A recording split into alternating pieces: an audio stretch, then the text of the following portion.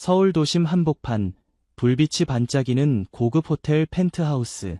커다란 통유리 창가에 한 노신사가 조용히 앉아 있었다. 그는 깊은 생각에 잠긴 듯 손에 들고 있는 낡은 시계를 천천히 쓰다듬고 있었다. 박태수. 수십 년 동안 호텔 사업을 일구며 재벌의 자리에 올랐지만 지금 그의 눈빛은 쓸쓸해 보였다.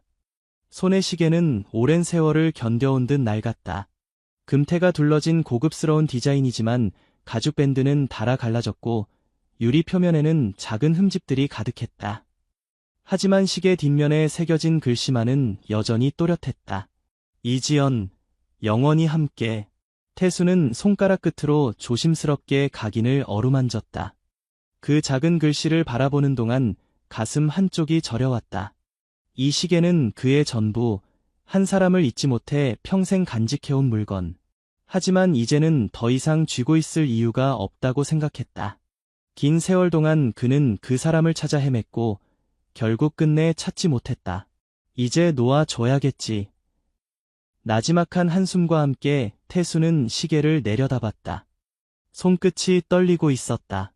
밖으로 시선을 돌리자 도심의 불빛들이 마치 별처럼 반짝이고 있었다. 그때 그의 눈길이 아래쪽 길거리에서 멈췄고 한 소녀가 사람들 사이를 오가며 꽃을 팔고 있었다. 작고 마른 몸에 낡은 옷을 걸친 아이는 지나가는 사람들에게 간절한 목소리로 외쳤다. 꽃 한 송이만 사주세요. 우리 할머니가 아파요. 소녀는 어깨를 웅크린 채 손에는 조그마한 꽃다발을 꼭 쥐고 있었다. 지나가는 사람들에게 간절한 눈빛을 보내지만 누구도 관심을 주지 않았다. 작은 입술이 파르르 떨리며 조용한 목소리가 흩어졌다. 제발 꽃 한 송이만 사주세요. 우리 할머니가 많이 아파요. 도와주세요. 거리에 울려 퍼지는 애절한 목소리. 그 순간 태수의 머릿속이 아득해졌다. 그는 소녀를 바라보다가 천천히 자리에서 일어났다. 손목에는 여전히 오래된 시계를 차고 있었다. 호텔 로비를 지나 거리로 나서자 차가운 바람이 뺨을 스쳤다. 그러나 태수는 개의치 않고 소녀에게 다가갔다. 작은 손과 낡은 옷의 소녀는 여전히 지나가는 사람들에게 꽃을 권하고 있었다. 그 눈빛 속에는 절박함과 희망이 교차하고 있었다. 태수는 조용히 소녀 앞에 멈춰섰다. 지갑에서 지폐를 꺼내 꽃을 사고 손목에 차고 있던 낡은 시계를 조용히 내밀었다. 이거 가져가렴. 팔면 돈이 될 거야. 소녀는 깜짝 놀라며 시계를 바라봤다. 반짝이는 금태, 오래된 가죽 밴드, 그리고 뒷면에 새겨진 글씨. 마치 무엇인가를 확인하는 듯 손끝이 시계의 뒷면을 살며시 쓸었다. 그러다 문득 고개를 들고 눈을 반짝이며 말했다. 이거 우리 할머니 것도 똑같은데요. 이 시계 뒤에 똑같은 글씨도 새겨 있어요. 그 순간 태수의 머릿속이 새하여졌다. 숨이 멎은 듯 가슴은 철렁 내려앉았다. 주변의 소음이 사라지고 오직 소녀의 목소리만이 머릿속에서 맴돌았다. 이 시계 뒤에 똑같은 글씨도 새겨 있어요. 태수의 가슴은 덜컥 내려앉으며 심장이 세차게 뛰었다. 설마 이 시계를... 숨을 고르려 했지만 손끝이 너무 떨렸다. 손에 든 시계를 다시 한번 바라보았다. 손길이 닿을 때마다 50년 전 그날이 떠올랐다. 지연이 마지막으로 남긴 이 작은 흔적. 어떻게 이럴 수가. 지연이가 살아있는 거야. 너무 놀란 나머지 눈앞이 아득해졌다. 웅웅거리는 소리가 들리더니 갑자기 머리가 멍해지며 몸이 휘청거렸다. 그렇게 태수는 순간적으로 힘이 빠지며 의식이 흐려졌다. 얼마나 시간이 흘렀을까.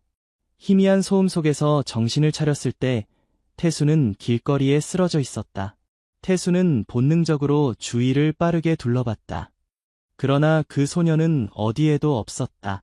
태수는 주위를 뛰어다니며 필사적으로 소녀를 찾았다. 하지만 어디에도 보이지 않았다. 이럴 수가. 그때 하나의 기억이 떠올랐다. 소녀가 마지막으로 한 말. 고맙습니다, 할아버지. 이 시계 잘 쓸게요. 할머니한테도 이야기해 줄게요. 태수는 하늘을 바라보다가 이내 두 눈을 꼭 감고 말했다. 지연이가 살아있어. 급히 호텔로 돌아온 태수는 자신의 비서 김민호의 사무실을 찾았다. 민호야. 태수의 낮고 단호한 목소리에 김민호가 재빨리 다가왔다. 네, 회장님. 태수는 잠시 뜸을 들이더니 조용히 말했다. 지연이 아직 살아있었어. 민호는 눈을 동그랗게 뜨며 깜짝 놀랐다. 뭐라고요? 그동안 그렇게 찾아도 흔적조차 없었는데 어떻게 찾으셨습니까? 태수는 고개를 천천히 저었다. 찾은 게 아니야. 우연히 마주쳤어. 민호는 믿기지 않는다는 표정으로 태수를 바라봤다. 길에서 꽃을 파는 아이가 있었어. 할머니가 아프다면서 꽃을 사달라고 하더군. 그래서 꽃을 샀지. 그때 시계를 건네줬어. 팔아서 돈이라도 되라고. 그런데 그 아이가 시계를 보더니 우리 할머니 것도 똑같은데요라고 하더군. 민호의 표정이 굳어졌다. 그럼 그 아이의 할머니가 설마. 그래, 지연이야. 태수의 목소리는 확신에 차 있었다. 민호는 숨을 들이마시며 단호한 얼굴로 말했다. 알겠습니다. 당장 찾아보겠습니다. 아이를 찾으면 자연스럽게 이지연 씨의 행방도 알 수 있을 겁니다.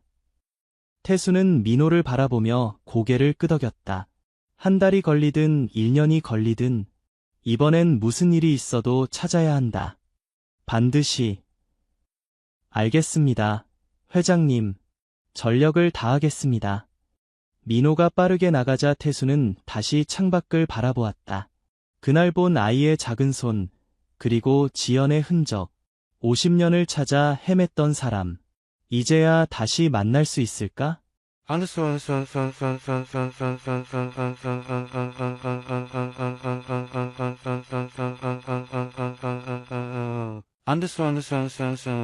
봄날의 따스한 햇살이 서울거리 위로 내리쬐고 있었다.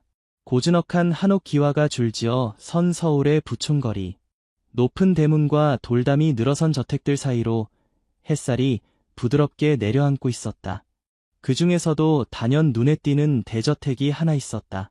대문을 지나 정원을 거쳐 들어서면 고풍스러운 각종 가구로 꾸며진 응접실과 서재, 넓은 거실과 장식장이 가득한 화려한 공간이 한눈에 펼쳐졌다. 이곳은 박태수의 집이었다. 서울에서도 손꼽히는 재력가 집안에서 태어난 그는 어릴 때부터 부족한 것 하나 없이 자라왔다. 고급 승용차가 마당을 드나들었고 집안 곳곳에는 값비싼 서양식 가구들이 놓여 있었다. 무엇이든 원하는 것을 가질 수 있는 환경이었다. 그러나 그런 풍요로움 속에서도 태수의 세계는 유리벽에 둘러싸여 있었다. 부모님의 기대 속에서 완벽한 후계자로 자라야 했고 철저하게 관리된 교육을 받았다. 그러나 그런 그에게도 어린 시절 마음속에 깊이 자리한 한 사람이 있었다. 바로 이지연. 태수가 중학교에 다닐 무렵 골목 끝자락 작은 꽃을 파는 노점상 앞에서 지연을 처음 만났다. 그날따라 유난히도 맑은 날씨였다. 길을 걷던 태수는 꽃집 앞에서 바닥에 주저앉아 있는 소녀를 보았다. 지연은 작은 손으로 바구니 속의 꽃들을 정리하며 중얼거렸다. 오늘은 이걸 다 팔아야 하는데. 태수는 처음 보는 광경에 발걸음을 멈췄다. 집에서는 한 번도 본 적 없는 자신과는 너무도 다른 세상의 풍경이었다. 그때 꽃잎 하나가 바람에 날려 태수의 발 앞에 떨어졌다. 태수는 그 꽃을 집어들고 지연에게 다가갔다. 이건 내 거야. 지연은 고개를 들었다. 햇빛을 받아 반짝이는 순진한 눈동자가 태수를 올려다봤다. 그러나 그녀의 얼굴엔 어린 나이에도 불구하고 어딘가 어른스러운 쓸쓸함이 배어 있었다. 지연은 가만히 꽃을 받아들며 미소 지었다. 고마워. 이거 장미꽃이야. 예쁘지? 그렇게 두 사람의 인연이 시작됐다. 태수는 지연이 있는 작은 꽃집 앞을 자주 지나갔다. 집에서 준 용돈으로 작은 꽃 한 송이를 사기도 했고 그저 지연이 일하는 모습을 바라보며 조용히 서 있기도 했다. 지연은 그런 태수에게 꽃을 건네주며 말했다. 이 꽃의 꽃말은 영원한 우정이야. 그때는 몰랐다. 그 작은 꽃집 앞에서 싹튼 감정이 훗날 그의 인생을 바꿔 놓을 운명이 될 줄은. 그렇게 시간이 흘러 태수가 유학을 떠난 시간 동안 지연은 여전히 작은 꽃집을 지키고 있었다. 매일 새벽 꽃시장에서 싱싱한 꽃을 들여오고 정성스레 손질하며 하루하루를 버텼다. 유학을 가기 전 태수는 지연에게 약속했다. 지연아, 나 꼭 돌아올게. 돌아와서 우리 그때 다시 얘기하자. 그 말이 어떤 의미인지 지연도 알고 있었다. 태수가 떠난 뒤에도 그는 변함없이 편지를 보내왔다. 낯선 땅에서 적응하느라 바쁘다는 이야기, 새벽 수업이 힘들다는 푸념, 가끔은 그곳에서 본 예쁜 풍경들을 그림으로 그려 보내기도 했다. 지연은 매일 그 편지를 기다리며 태수가 없는 서울에서 조용히 시간을 보냈다. 꽃집은 여전히 힘들었지만 태수가 돌아온다는 희망이 그녀를 버티게 해줬다. 그리고 몇 년 후 태수가 돌아왔다. 지연이 꽃을 정리하던 어느 늦은 오후 익숙한 발걸음 소리가 들렸다. 창가 너머에서 한 남자가 서성였다. 어쩐지 익숙한 실루엣에 그녀가 고개를 들자 환한 미소와 함께 태수가 서 있었다. 지연아, 나왔어. 그 순간 지연의 눈가가 촉촉해졌다. 몇 년 동안 단 한순간도 잊지 못한 그 사람이 그녀 앞에 서 있었다. 태수는 변함없었지만 한층 더 성숙해 보였다. 지연은 순간 아무 말도 할 수 없었다. 태수는 꽃집 문을 조심스럽게 밀고 들어오며 말했다. 이곳도 너도 하나도 변한 게 없네. 그 말에 지연은 웃으며 고개를 저었다. 아니야, 많이 변했어. 나도, 그리고 너도. 그날 이후 두 사람은 다시 자주 만났다. 태수는 종종 꽃집에 들러 지연을 도와주었고, 지연은 그런 태수를 보며 오래전에 따뜻했던 기억을 되살렸다. 함께한 시간은 자연스럽게 사랑으로 변해갔다. 태수와 지연은 함께한 시간이 쌓이면서 자연스럽게 미래를 꿈꾸게 되었다. 태수는 어느 날 지연과 함께 서울 야경이 내려다 보이는 한강 다리 위에 섰다. 바람이 살짝 불어와 지연의 머리카락을 흩날렸다. 태수는 그녀의 손을 꼭 잡으며 조용히 입을 열었다. 지연아. 응. 우리 결혼하자. 지연은 놀란 듯 태수를 바라보았다. 하지만 그의 눈빛에는 흔들림이 없었다. 태수는 미소 지으며 그녀의 손을 더 꼭 쥐고 다른 한 손으로 시계를 건넸다. 이 시계 받아. 너에게 주는 프로포즈 선물이야. 뒷면에 이름도 적어놨어. 이지연, 영원히 함께. 이건 내가 차고, 박태수, 영원히 함께. 이건 내가 차는 거야. 이 시계는 무슨 일이 있어도 버리지 마. 앞으로 죽을 때까지 우리 둘이 평생 차고 있는 거야. 알겠지? 난 평생 너랑 함께하고 싶어. 지연의 눈가가 촉촉해졌다. 태수의 진심이 느껴졌고 결국 고개를 끄덕였다. 그래, 영원히 함께하자, 우리. 그렇게 두 사람은 결혼을 약속했다. 그러나 그들의 행복은 오래가지 않았다. 태수가 이 소식을 집에 알리자마자 집안은 발칵 뒤집혔다. 그날 밤 태수는 거실에서 아버지와 마주 앉아 있었다. 아버지는 싸늘한 표정으로 술잔을 내려놓으며 낮게 말했다. 내가 감히 그런 가난한 집안 여자랑 결혼하겠다고. 태수는 당황하지 않고 차분하게 대답했다. 아버지, 지연은 착하고 성실한 사람입니다. 돈이 아니라 마음이 중요하지 않나요? 그러나 아버지의 표정은 더 굳어졌다. 돈이 아니라 마음? 내가 지금 그런 한가한 소리를 할 때냐? 넌 우리 가문을 이어가야 할 사람이야. 감히 그런 처지의 여자랑 결혼해서 이 집안을 망칠 생각이냐? 태수는 주먹을 꽉 쥐었다. 전 지연과 함께하고 싶습니다. 평생을 함께하고 싶어요. 그러나 아버지는 냉정하게 웃으며 고개를 저었다. 어림도 없다. 넌 내가 정한 사람과 결혼할 거다. 만약 내 말을 듣지 않으면 그녀가 어떤 꼴을 당할지 두고 봐라.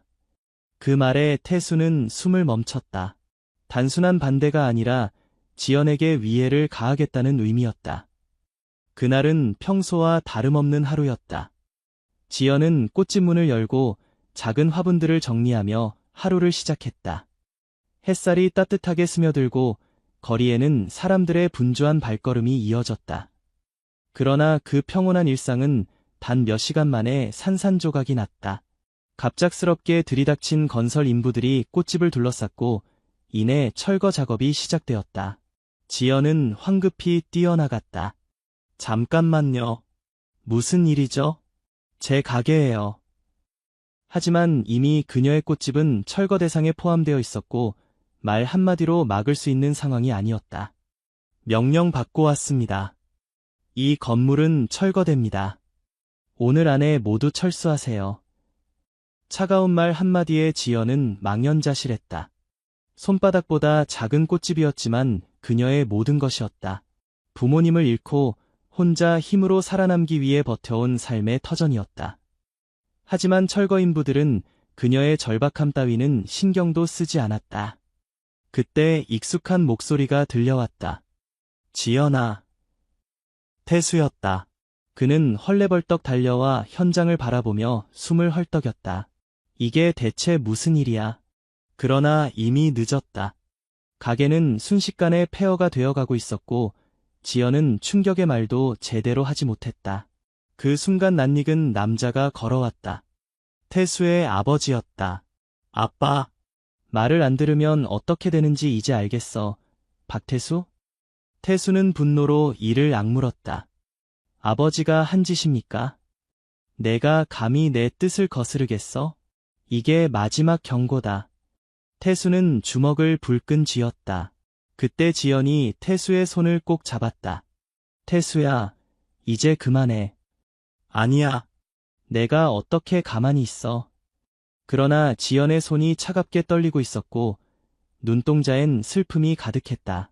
그런 일이 벌어지고 며칠 후 지연은 흔적도 없이 사라졌다. 태수는 그녀를 필사적으로 찾아다녔다. 지연이 갈 만한 곳을 샅샅이 뒤졌고 온 서울을 헤맸다. 하지만 어디에서도 그녀를 찾을 수 없었다. 그러던 어느 날 그의 집문 앞에 한 통의 편지가 놓여 있었다. 오빠, 나는 더 이상 오빠의 짐이 되고 싶지 않아. 행복하게 살아.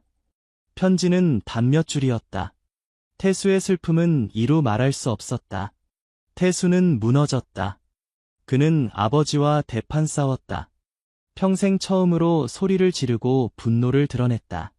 하지만 아무리 싸워도 지연을 되찾을 수는 없었다. 그렇게 시간이 흘렀다. 태수는 결국 아버지의 뜻을 따르지 않았다. 그는 집을 떠났고 스스로 사업을 일구기 시작했다. 그의 아버지는 그런 아들을 인정하지 않았지만 태수는 신경 쓰지 않았다. 오직 한 가지 목표만을 바라보며 살아왔다. 사업에 몰두하며 호텔을 세우고 사람을 만나며 그는 점점 더 강해졌다. 사람들은 이제 박태수라는 이름을 듣기만 해도 알 만큼 그는 성공한 사업가가 되었다. 하지만 아무리 큰 부를 쌓아도 마음 한구석은 늘 텅 비어 있었다. 그는 여전히 지연을 찾고 있었다. 50년이라는 세월 동안 단 하루도 포기하지 않았다. 하지만 그녀는 마치 이 세상에서 사라져버린 듯 단 한 번도 흔적을 드러내지 않았다.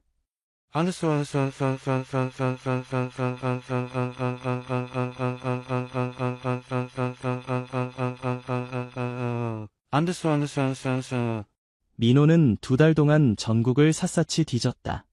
태수가 건넨 단서라고는 단 하나, 꽃을 팔던 아이와 시계뿐이었다. 하지만 그는 그 작은 단서 하나로 희망의 끈을 놓지 않았다. 낡은 시계를 들고 골동품 가게들을 돌며 묻고 거리에서 꽃을 파는 노인들과 이야기를 나누며 정보를 수집했다. 지연이라는 이름이 나올 때마다 가슴이 뛰었지만 매번 허탕을 쳤다. 그러던 어느 날 한 작은 병원의 간호사가 낡은 시계 사진을 보더니 말했다. 이 시계 본 적 있어요. 민호는 즉시 간호사에게 다가갔다. 혹시 이 시계를 아십니까? 간호사는 망설이다가 조심스레 대답했다. 네, 저희 병원에 입원 중이신 할머니께서 같은 시계를 차고 계세요. 아주 오래된 물건이죠. 가족도 없으시고 오랫동안 혼자 사셨다고 들었어요. 민호는 순간 숨을 멈췄다. 드디어 찾았다. 민호는 병원에 들어서자마자 급히 안내 데스크로 향했다.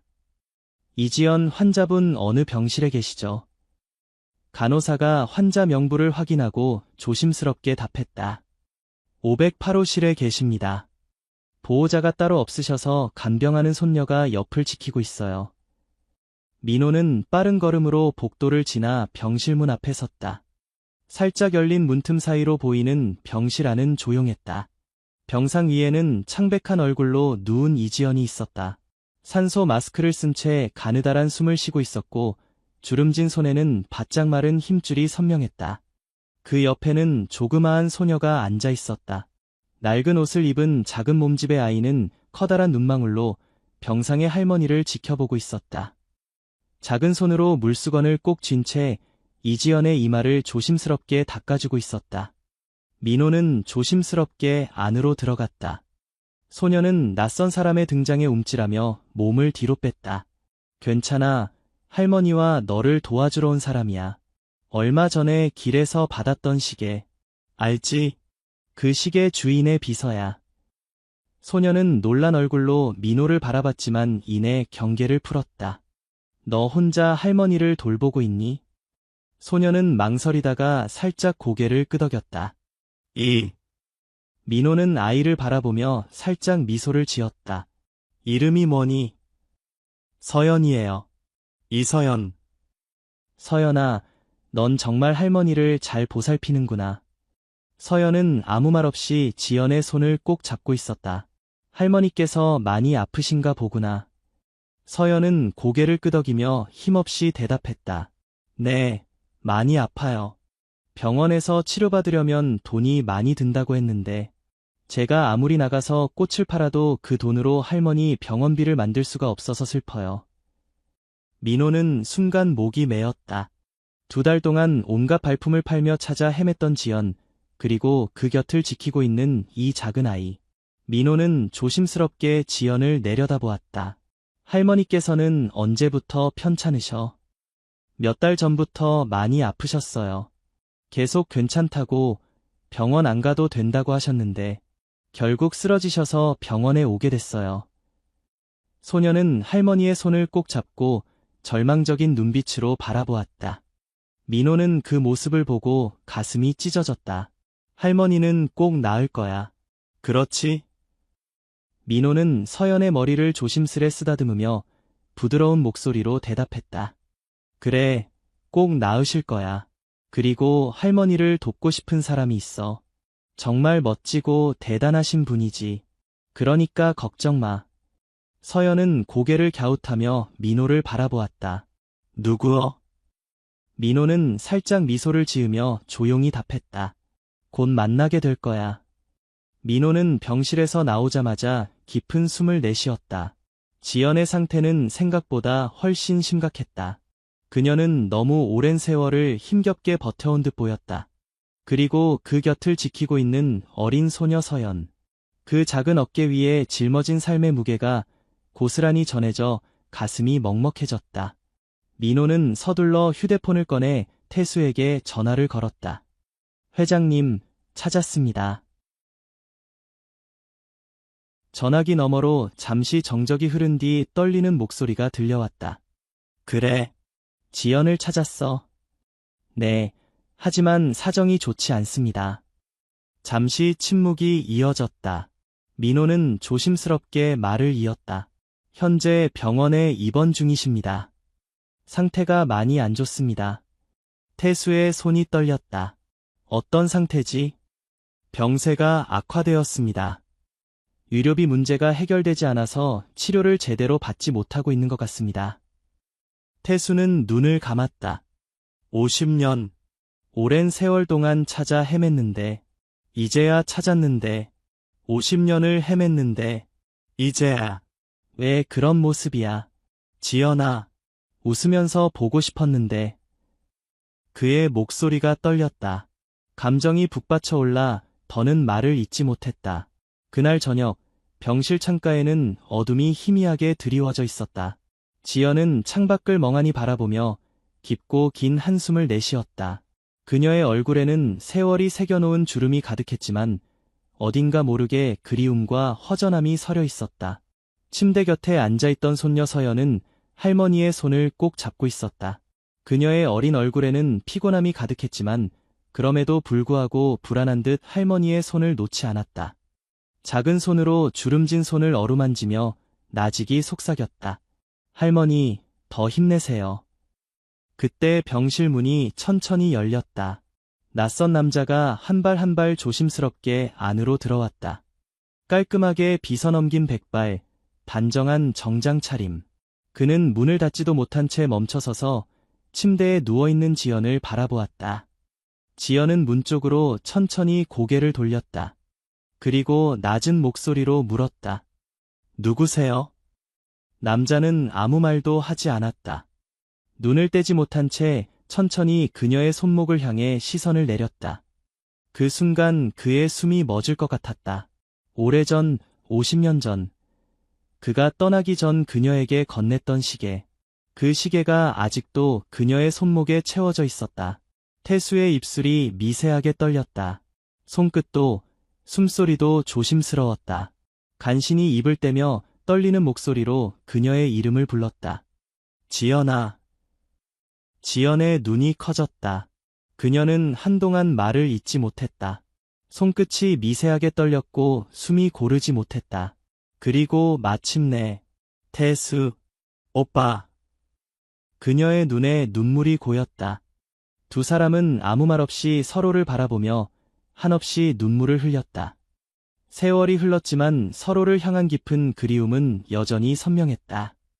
눈앞의 모습이 믿기지 않는 듯 태수는 떨리는 손을 들어 조심스럽게 그녀의 손 위에 얹었다. 정말 너였구나, 지연아. 그의 목소리는 낮고도 간절했다. 그 순간 이지연의 눈가에 맺혀있던 눈물이 천천히 흘러내렸다. 오빠. 목이 메어 더 이상 말을 잇지 못했다. 지연의 손을 감싼 태수의 손끝이 미세하게 떨렸다. 어쩌면 이 순간을 위해 50년을 기다린 것인지도 몰랐다.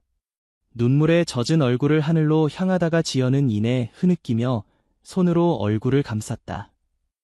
그 모습을 옆에서 지켜보던 서연이 두 사람을 번갈아 바라보며 조심스럽게 입을 열었다.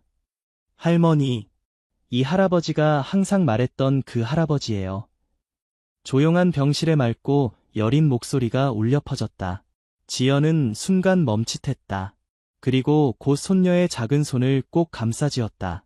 눈물을 머금은 눈으로 서연을 바라보며 깊은 감정을 담아 조용히 말했다. 그래, 내가 가장 사랑했던 사람이란다. 그녀의 손끝이 손녀의 볼을 부드럽게 어루만졌다. 그 순간 태수는 소녀를 바라보며 말했다. 서연이 맞지? 그동안 할머니를 잘 보살펴줘서 고맙다. 힘들었겠다. 추울 텐데 거리에 나가서 꽃 팔아가며 할머니 병원비를 마련하느라 고생했어. 내가 가장 사랑하는 지연을 지금까지 아껴줘서 너무 고맙다.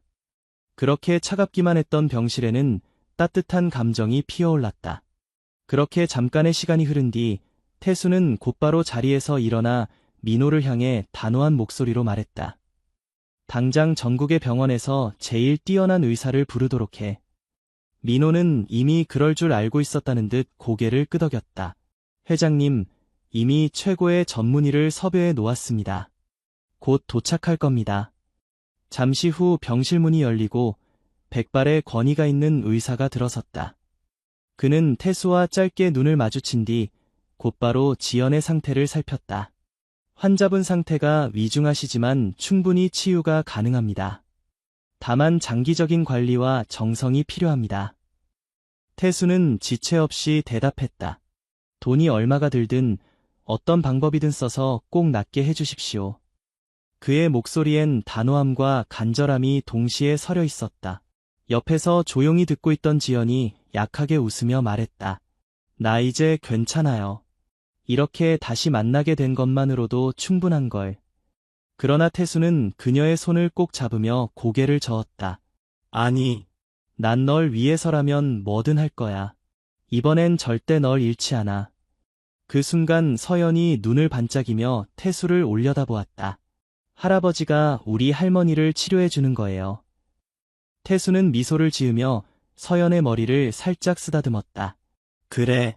할머니는 반드시 나을 거야. 그리고 앞으로는 우리가 함께 할 거란다. 서연이도 더 이상 거리에 나가서 꽃을 팔지 않아도 되고, 갖고 싶은 것 다 가져도 돼. 이제 앞으로 행복하게만 살면 돼. 서연은 기쁘면서도 어리둥절한 표정으로 고개를 갸웃했다. 그러나 이내 환하게 웃으며 할머니의 손을 꼭 잡았다. 할머니, 이제 낫게 될 거예요. 지연은 흐르는 눈물을 닦으며 오랜 세월을 기다린 태수를 가만히 바라보았다. 그의 눈빛 속에는 변함없는 사랑과 함께 다시는 놓치지 않겠다는 강한 의지가 담겨 있었다. 태수는 지연을 더 적극적으로 간호하기 위해 국내 최고 수준의 병원을 선정하고 VIP 병실로 옮겼다. 최고의 의료진이 그녀를 전담했고 매일같이 정밀 검사를 진행하며 최상의 치료를 제공했다. 비싼 치료비가 부담스러워하던 지연은 조심스럽게 말했다. 이렇게까지 할 필요는 없어. 내가 이런 호사를 누릴 자격이 있을까? 그러나 태수는 단호하게 손을 저었다. 자격이라고? 넌 충분히 그럴 자격이 있어. 오히려 이제라도 해줄 수 있어서 다행이라고 생각해. 그러니까 아무 걱정 말고 치료에만 집중해. 그는 지연이 편히 쉴 수 있도록 간병인을 따로 고용했고 심리적으로도 안정될 수 있도록 꽃과 따뜻한 조명으로 병실을 꾸몄다. 그렇게 몇 주가 지나고 지연의 안색은 점차 밝아졌다. 처음 입원했을 때만 해도 창백했던 얼굴에 혈색이 돌기 시작했고 숨소리도 한결 편안해졌다. 서연이는 매일같이 병실에 와서 할머니를 챙겼고 태수도 하루도 빠짐없이 병문안을 왔다. 어느 날 담당 의사가 차트를 살피며 미소를 지었다. 환자분 상태가 많이 좋아졌습니다. 계속해서 치료를 받으면 완전히 회복하실 수 있을 겁니다. 그 말을 들은 태수는 안도하며 지연의 손을 꼭 잡았다. 이제 괜찮아. 넌 반드시 나을 거야. 그리고 남은 인생 더 이상 혼자 두지 않을 거야. 지연은 다정스러운 눈빛으로 태수를 바라보았다. 50년의 세월이 흘렀지만 그는 여전히 자신을 지켜주는 사람이었다. 그렇게 시간이 흘러 지연의 건강이 완전히 회복되어 퇴원을 하게 됐다. 태양이 밝게 빛나는 날 병원의 출입문이 활짝 열리며 지연이 한 걸음을 내디뎠다. 그녀의 옆에는 태수가 든든하게 서 있었고 서연이는 활짝 웃으며 할머니의 손을 꼭 잡고 있었다. 차가 병원을 출발하자 창밖으로 스쳐가는 풍경이 점점 변해갔다. 서울의 빽빽한 빌딩 숲을 지나고 넓은 들판과 한적한 도로를 따라 달려갔다. 우리 어디로 가는 거야? 지연이 창밖을 바라보며 조심스럽게 물었다. 태수는 부드러운 미소를 지으며 답했다. 내가 마음 편히 쉴 수 있는 곳, 그리고 서연이랑 함께 행복하게 살 곳이야. 한참을 달린 끝에 차는 드넓은 바다가 내려다 보이는 언덕 위에서 멈췄다. 창문을 열자 상쾌한 바닷바람이 얼굴을 스치고 멀리서 파도 소리가 잔잔하게 들려왔다. 지연은 차에서 내려 눈앞에 펼쳐진 광경을 바라보았다. 아름다운 정원이 있는 넓은 집, 그리고 그 뒤로 끝없이 펼쳐진 푸른 바다. 놀란 듯 말을 잇지 못하는 그녀를 향해 태수가 따뜻한 목소리로 말했다. 이제 우리 셋이 함께 지낼 집이야. 서연이도 더 이상 작은 집에서 살 필요 없어. 할머니랑 같이 이곳에서 뛰어놀고 바다도 보고 마음껏 행복해야지. 서연이는 두 팔을 활짝 벌리며 소리쳤다. 아, 우리 이제 여기서 사는 거예요. 할아버지 최고. 그제야 지연의 눈가에 뜨거운 눈물이 맺혔다. 그녀는 떨리는 손으로 태수의 손을 잡았다. 고마워. 정말 너무 고마워. 그날 이후 세 사람은 마치 오래전부터 함께였던 가족처럼 하루하루를 함께했다. 아침이면 지연은 바닷바람이 살랑이는 마당에서 서연의 머리를 빗겨주었고 태수는 정성껏 내린 커피를 두 사람에게 건넸다. 할머니, 오늘도 꽃을 보러 갈까요? 서연이 작은 손으로 지연의 팔을 꼭 붙잡고 물었다. 지연은 따뜻한 눈길로 손녀를 바라보며 고개를 끄덕였다. 그래, 우리 꽃을 보러 가자. 세 사람은 바닷가로 나란히 걸어나갔다. 지연은 바닷가 근처에 작은 정원을 만들어 직접 꽃을 가꾸기 시작했다. 언젠가 다시 꽃을 팔겠다는 손녀의 꿈을 들었을 때 그녀는 오랜 세월 잊고 지냈던 꽃에 대한 애정을 되찾은 듯했다. 할머니, 나중에 크면 할머니처럼 꽃집을 하고 싶어요. 서연은 지연이 가꾼 꽃밭을 보며 해맑게 웃었다. 그 말을 들은 태수는 살며시 지연의 어깨를 감싸며 말했다. 우리 지연이가 다시 꽃을 만지고 있네. 지연은 태수를 바라보며 오래전 젊은 시절 꽃집에서 환하게 웃던 자신을 떠올렸다. 그 시절 모든 것이 무너져 내렸던 꽃집.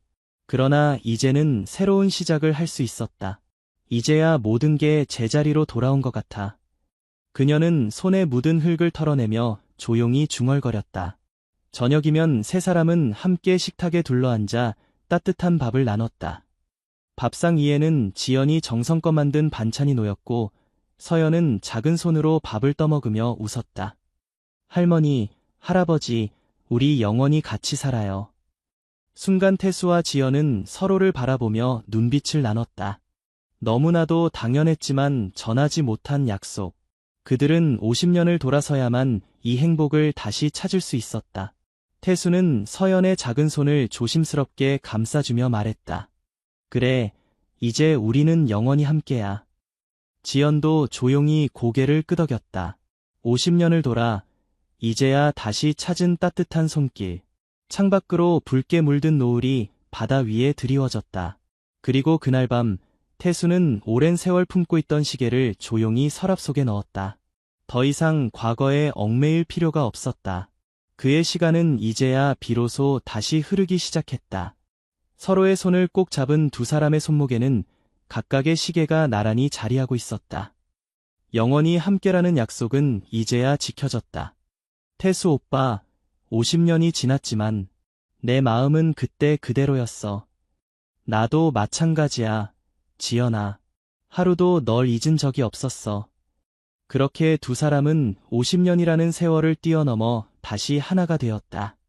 그리고 그들 사이에는 서연이라는 작은 행복이 함께했다. 바닷가 언덕 위의 집에서는 매일 밤 따뜻한 불빛이 켜졌고 그 안에서는 세 사람의 행복한 웃음소리가 끊이지 않았다. 태수는 매일 아침 눈을 뜨며 옆에 누워있는 지연을 바라보곤 했다. 그녀의 숨소리, 그녀의 체온, 그리고 그녀의 존재 자체가 그에게는 기적 같았다. 50년간 그토록 찾아 헤맸던 사람이 이제 바로 곁에 있었다. 지연도 아침마다 눈을 떠 태수의 얼굴을 바라보며 자신이 꿈을 꾸고 있는 것은 아닌지 의심하곤 했다. 그녀는 태수의 얼굴을 조심스럽게 만지며 그가 실제로 존재한다는 것을 확인했다. 아직도 믿기지 않아요. 오빠가 나를 찾아냈다는 게. 태수는 지연의 손을 잡으며 미소를 지었다. 나도 아직 꿈만 같아. 하지만 이제 다시는 헤어지지 않을 거야. 서연은 두 사람의 사랑을 지켜보며 날마다 행복해졌다. 더 이상 거리에서 꽃을 팔지 않아도 되었고 처음으로 제대로 된 학교에 다니게 되었다. 언덕 위의 집에서 바다를 바라보며 공부하는 것은 서연에게 꿈만 같은 일이었다. 태수는 새로운 가족을 위해 모든 것을 다했다. 그는 지연과 서연에게 부족함 없는 삶을 제공했지만 결코 그들을 억누르지 않았다. 지연이 여전히 작은 꽃밭을 가꾸고 싶어 할 때도 서연이 평범한 친구들처럼 지내고 싶어 할 때도 그는 언제나 이해해주고 존중해 주었다. 어느 평화로운 오후, 지연은 바닷가 정원에서 꽃을 가꾸고 있었다. 태수는 조용히 다가와 그녀의 옆에 앉았다. 지연아, 우리 정식으로 결혼하자. 지연은 놀란 듯 태수를 바라보았다. 우리 나이에? 태수는 따뜻하게 웃으며 지연의 손을 잡았다. 50년 전에 약속했잖아. 그 약속을 이제라도 지키고 싶어. 지연의 눈에 다시 눈물이 맺혔다. 그녀는 천천히 고개를 끄덕였다. 네, 오빠. 결혼해요. 그렇게 두 사람은 50년 만에 약혼 반지를 교환했다. 그것은 화려한 다이아몬드가 아니라 서로의 이름이 새겨진 작은 반지였다. 하지만 그 어떤 보석보다 그들에게는 소중했다. 결혼식은 작고 소박했다. 바닷가 언덕 위의 집 정원에서 서연과 민호, 그리고 몇몇 가까운 지인들만이 참석한 가운데 열렸다. 지연은 심플한 흰색 원피스를 입었고 태수는 단정한 정장을 차려입었다. 서연이 할머니를 위해 직접 꽃다발을 만들었다. 그녀는 할머니가 가장 좋아하는 꽃들로 정성껏 다발을 엮었다. 할머니, 정말 예뻐요. 할아버지도 정말 멋있어요. 서연의 순수한 칭찬에 두 사람은 함께 웃었다. 태수는 70대 후반의 나이에도 여전히 빛나는 눈으로 지연을 바라보았고 지연 역시 소녀처럼 수줍은 미소로 그를 맞았다. 태수는 지연의 손을 잡고 진심 어린 목소리로 말했다. 이지연, 내가 50년 전에 약속했던 그 말, 기억나? 영원히 함께라고. 이제야 그 약속을 지킬 수 있게 되어 정말 기쁘다. 남은 생애가 얼마나 되든 나는 그 모든 시간을 너와 함께하고 싶다. 지연도 떨리는 목소리로 대답했다. 박태수, 당신은 내 인생의 처음이자 마지막 사랑이에요. 50년이 지나도 변하지 않은 그 마음, 정말 고마워요. 앞으로 우리에게 주어진 모든 순간을 소중히 여기며 함께 걸어갈게요. 두 사람은 서로에게 반지를 끼워주며 약속을 교환했다. 그리고 반세기가 지난 뒤에야 비로소 첫 키스를 나누었다. 그 순간 시간은 멈춘 듯했고 그들은 다시 젊은 연인이 되었다. 서연은 기쁨의 눈물을 흘리며 두 사람에게 달려가 안겼다. 태수와 지연은 서연을 함께 안아주며 이제 그들이 진정한 가족이 되었음을 느꼈다. 결혼식 이후 세 사람의 일상은 더욱 달콤해졌다. 태수는 사업에서 조금씩 물러나며 가족과 함께할 시간을 늘렸다. 지연은 본격적으로 집 근처에 작은 꽃집을 열었고 서연은 그곳에서 방과 후에 할머니를 돕곤 했다. 지연의 꽃집은 금세 동네의 명소가 되었다. 그녀의 오랜 경험과 따뜻한 미소가 사람들을 끌어모았다. 태수는 종종 꽃집에 들러 지연의 일하는 모습을 바라보았다. 그때마다 그는 50년 전 처음 만났을 때의 그녀를 떠올렸다. 이제 진짜 우리 꽃집이네. 태수의 말에 지연은 부드럽게 웃었다. 그래요. 이번엔 아무도 빼앗아갈 수 없는 우리 꽃집이에요. 서연은 학교에서도 밝게 지냈다. 처음에는 갑자기 바뀐 환경에 적응하기 힘들어했지만 금세 새 친구들을 사귀고 학업에도 열중했다. 그녀가 가져온 성적표를 볼 때마다 태수와 지연은 무한한 자부심을 느꼈다. 우리 서연이가 정말 똑똑하네. 태수의 칭찬에 서연은 수줍게 웃었다. 할아버지랑 할머니 덕분이에요. 그렇게 계절이 바뀌고 시간이 흘렀다. 태수와 지연은 놓쳤던 50년의 시간을 하루하루 채워나갔다. 그들은 함께 여행을 다니고 영화를 보고 때로는 그저 바닷가 벤치에 앉아 석양을 바라보기도 했다. 어느 날 저녁, 세 사람은 함께 바닷가에 앉아 있었다.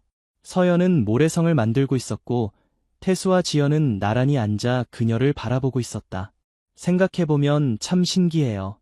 우리가 다시 만나게 된 것도 서연이를 만난 것도 모든 게 운명 같아요. 지연의 말에 태수는 고개를 끄덕였다. 그래. 하지만 운명만으로는 부족했어. 우리가 서로를 잊지 않고 기다렸기 때문에 가능했던 일이야. 지연은 조용히 태수의 손을 잡았다. 그들의 손목에는 여전히 50년 전의 시계가 채워져 있었다. 세월의 흐름에도 불구하고 그 시계들은 여전히 같은 시간을 가리키고 있었다. 우리의 시간은 계속 이어져 왔던 거네요. 태수는 미소 지으며 답했다. 그래, 우리의 시간은 멈춘 적이 없어. 단지 잠시 떨어져 있었을 뿐이야.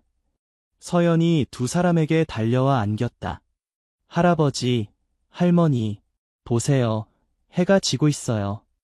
세 사람은 함께 서서 바다 너머로 지는 해를 바라보았다. 붉은 노을이 바다와 하늘을 물들이며 그들의 얼굴도 따뜻한 빛으로 비추었다. 태수는 한 팔로 지연을, 다른 팔로 서연을 안으며 생각했다. 50년의 기다림이 결코 헛되지 않았다. 그는 자신의 인생에서 가장 소중한 두 사람을 품에 안은 채 깊은 감사함을 느꼈다. 그렇게 바닷가 언덕 위의 집에서는 매일 밤 따뜻한 불빛이 켜졌고 세 사람의 행복한 웃음소리가 끊이지 않았다. 50년의 기다림 끝에 찾은 행복, 그들의 영원한 약속은 마침내 지켜진 것이다. 오후의 햇살이 도시를 비추는 어느 날, 시내버스는 사람들로 가득 찼다. 버스가 흔들릴 때마다 서 있는 사람들은 손잡이를 꽉 잡았다. 김민수 할아버지는 왼쪽 다리를 절뚝이며 버스 중앙부에 있는 노약자석을 향해 천천히 걸었다. 그의 다리는 수십 년 전 입은 상처 때문에 오래 서 있는 것이 고통스러웠다. 저기 자리가 있군. 김민수 할아버지는 노약자석을 발견하고 안도의 한숨을 내쉬었다. 하지만 그가 다가가자 노약자석에는 이미 누군가 자리를 차지하고 있었다. 목까지 올라오는 용문신의 팔뚝에는 거미줄 문신이 그려진 건달이었다. 귀걸이를 여러 개 달았으며 날카로운 눈매와 일그러진 미소가 이협적인 분위기를 풍겼다. 그는 다리를 쭉 뻗고 일부러 자리를 크게 차지한 채 귀에 이어폰을 꽂고 버스 안을 거만하게 둘러보았다. 죄송합니다만 노약자석인데 자리 좀 양보해 주시겠어요? 김민수 할아버지는 공손하게 말했다. 건달은 이어폰을 한쪽만 빼고 건방진 표정으로 쳐다보았다. 그의 눈빛에는 조롱하는 기색이 역력했다. 뭐라고요? 못 들었는데요. 여기가 노약자석이라 자리를 양보해 주시면 고맙겠습니다. 김민수 할아버지는 다시 한번 부탁했다. 왼쪽 다리가 아파오기 시작했고 버스가 흔들릴 때마다 중심을 잡기 어려웠다. 건달은 코웃음을 치더니 큰 소리로 웃었다. 그의 팔뚝 근육이 움직일 때마다 문신이 일렁였다. 아이고, 절뚝거리는 노인네야. 내가 왜 비켜줘야 돼? 먼저 앉은 사람이 임자 아냐? 다리가 아프면 택시를 타던가. 왜 여기 와서 나이 많다고 유세해? 건달은 목소리를 높였다. 그의 목소리에는 오만함이 가득했다. 노약자석이라고 무조건 비켜줘야 하는 법 있어? 나도 피곤하다고.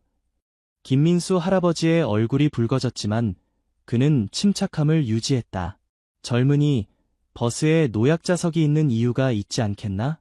나이가 많거나 몸이 불편한 사람들을 위한 배려야.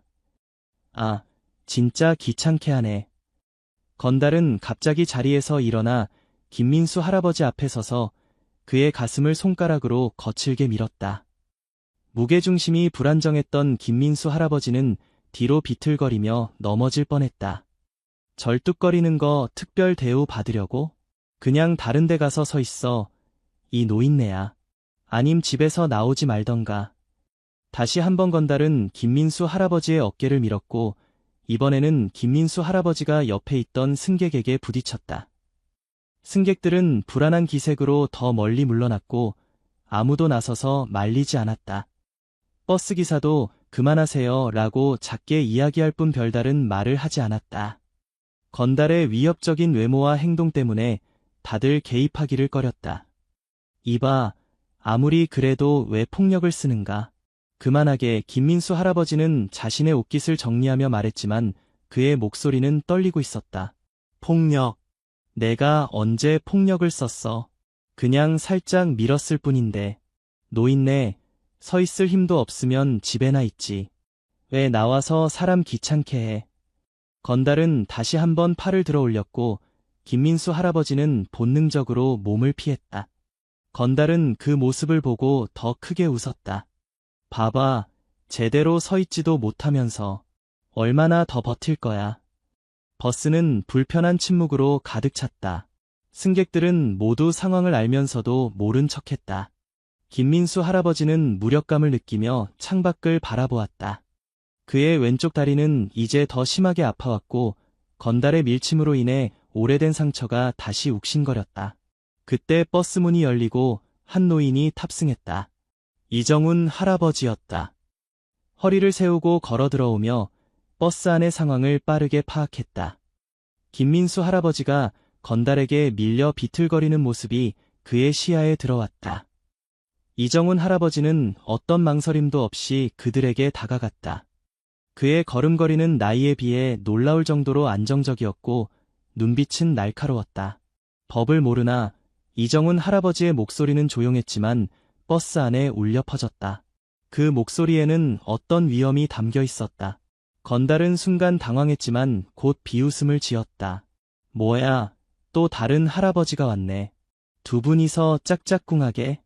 노인정에 가서 놀지. 왜 여기서 설쳐? 건달은 이번에는 이정훈 할아버지를 향해 팔을 뻗었다. 그의 의도는 분명했다. 이정훈 할아버지도 밀어버리려는 것이었다. 그러나 건달의 손이 이정훈 할아버지의 가슴에 닿기도 전에 기적과도 같은 일이 벌어졌다. 이정훈 할아버지의 손이 마치 뱀처럼 빠르게 움직였다. 그는 건달의 손목을 붙잡아 엄지와 검지로 정확히 한 점을 눌렀다. 건달의 얼굴이 순간 일그러졌지만 소리는 내지 않았다. 그 작은 동작만으로 건달은 마치 땅에 못이라도 박힌 듯 무릎을 꿇었다. 그의 얼굴은 고통으로 일그러졌고 오만했던 눈빛은 순식간에 공포로 바뀌었다. 아, 이거 놔요. 제발. 이정훈 할아버지는 여전히 평온한 표정이었다. 마치 손자에게 하듯 조용한 목소리로 말했다. 공경하지 않는 것도 모자라 폭력까지 쓰나? 자네 부모님께 제대로 교육받지 못했군. 건달의 친구 둘이 뒤쪽 좌석에서 벌떡 일어났다. 그들 역시 문신과 피어싱으로 가득한 몸을 한 건달들이었다. 첫 번째 건달이 주먹을 쥐고 이정훈 할아버지를 향해 달려들었다. 이 망할 영감탱이가. 그의 주먹이 이정훈 할아버지의 얼굴을 향해 날아왔다. 버스 안의 승객들은 숨을 들이켰다. 그러나 이정훈 할아버지는 마치 느린 영화를 보듯 주먹을 피했다. 그리고 그대로 건달의 팔을 타고 올라가 손바닥으로 그의 팔꿈치 안쪽을 가볍게 쳤다. 탁 소리와 함께 건달의 팔이 굳어버렸다. 아! 팔이 안 움직여. 건달은 자신의 오른팔이 마비된 것을 보고 비명을 질렀다. 이정훈 할아버지는 그의 겨드랑이 밑을 정확히 찌르고 그대로 몸을 틀어 건달을 버스 의자 위로 밀어버렸다. 건달은 의자에 고꾸라지며 더 이상 일어나지 못했다. 세 번째 건달이 뒤에서 허리춤에 뭔가를 꺼내려 했다.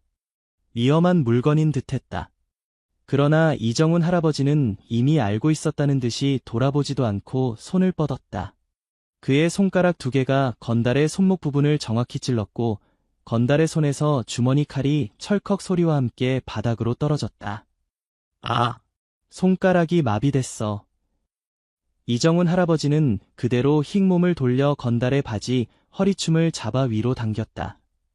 건달의 팬티가 그대로 드러나며 그는 창피함과 고통으로 몸을 구불렸다. 이정훈 할아버지는 그의 목덜미를 정확히 짚어 탁 소리가 나게 쳤고 건달은 그대로 의식을 잃을 듯 비틀거렸다. 단 10초도 되지 않는 시간 동안 3명의 건달은 모두 제압되었다. 한 명은 무릎을 꿇은 채 손목이 비틀어져 움직이지 못했고 다른 한 명은 의자에 쓰러져 마비된 팔을 부여잡고 있었으며 마지막 한 명은 팬티가 보이는 채로 목덜미를 잡고 고통스러워했다. 버스 안의 모든 승객들은 입을 다물지 못했다. 어떤 사람들은 몰래 핸드폰으로 영상을 찍기도 했다. 70대 노인이 3명의 건장한 건달들을 종이 인형처럼 가볍게 다루는 모습은 마치 영화 속 장면 같았다.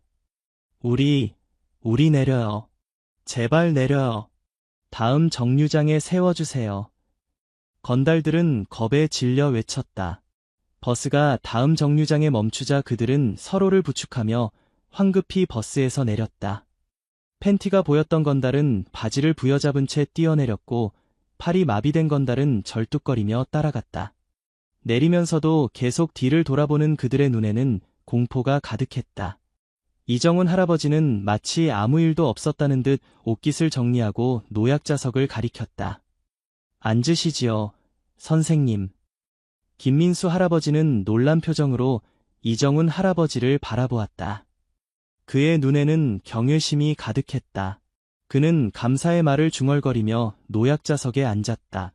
이정훈 할아버지는 옆자리에 조용히 앉았다. 버스 안은 다시 조용해졌지만 이번에는 불편한 침묵이 아닌 경외심 어린 정적이었다. 몇몇 승객들은 고개를 숙여 이정훈 할아버지를 향해 존경을 표했다.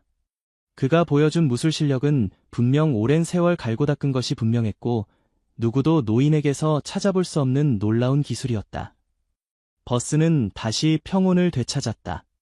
건달들이 내린 후 다른 승객들은 간간히 이정훈 할아버지를 향해 감사와 존경의 눈빛을 보냈다. 노약자석에 나란히 앉은 두 노인은 조용히 창밖을 바라보았다. 정말 감사합니다. 저를 도와주셨어요. 김민수 할아버지가 먼저 입을 열었다. 그의 목소리에는 진심 어린 고마움이 담겨 있었다. 별 말씀을요. 당연한 일을 했을 뿐입니다. 이정훈 할아버지는 담담하게 대답했다. 저는 김민수라고 합니다. 근처 성심의원 원장이죠. 이정훈입니다. 그냥 동네 할아버지예요. 두 사람은 가볍게 인사를 나누었다. 버스가 다음 정류장에 도착했고 이정훈 할아버지가 일어났다. 여기서 내려야 합니다. 저도 이번 정류장에서 내려요. 행복 아파트 방향으로 가시나요? 이정훈 할아버지는 놀란 표정으로 김민수 할아버지를 바라보았다. 네, 그쪽으로 갑니다만. 저도 같은 방향이네요. 괜찮으시면 함께 걸을까요? 두 노인은 버스에서 함께 내렸다. 김민수 할아버지는 여전히 왼쪽 다리를 절뚝이며 걸었고 이정훈 할아버지는 자연스럽게 그의 걸음에 맞추었다. 그들은 천천히 아파트 단지를 향해 걸었다.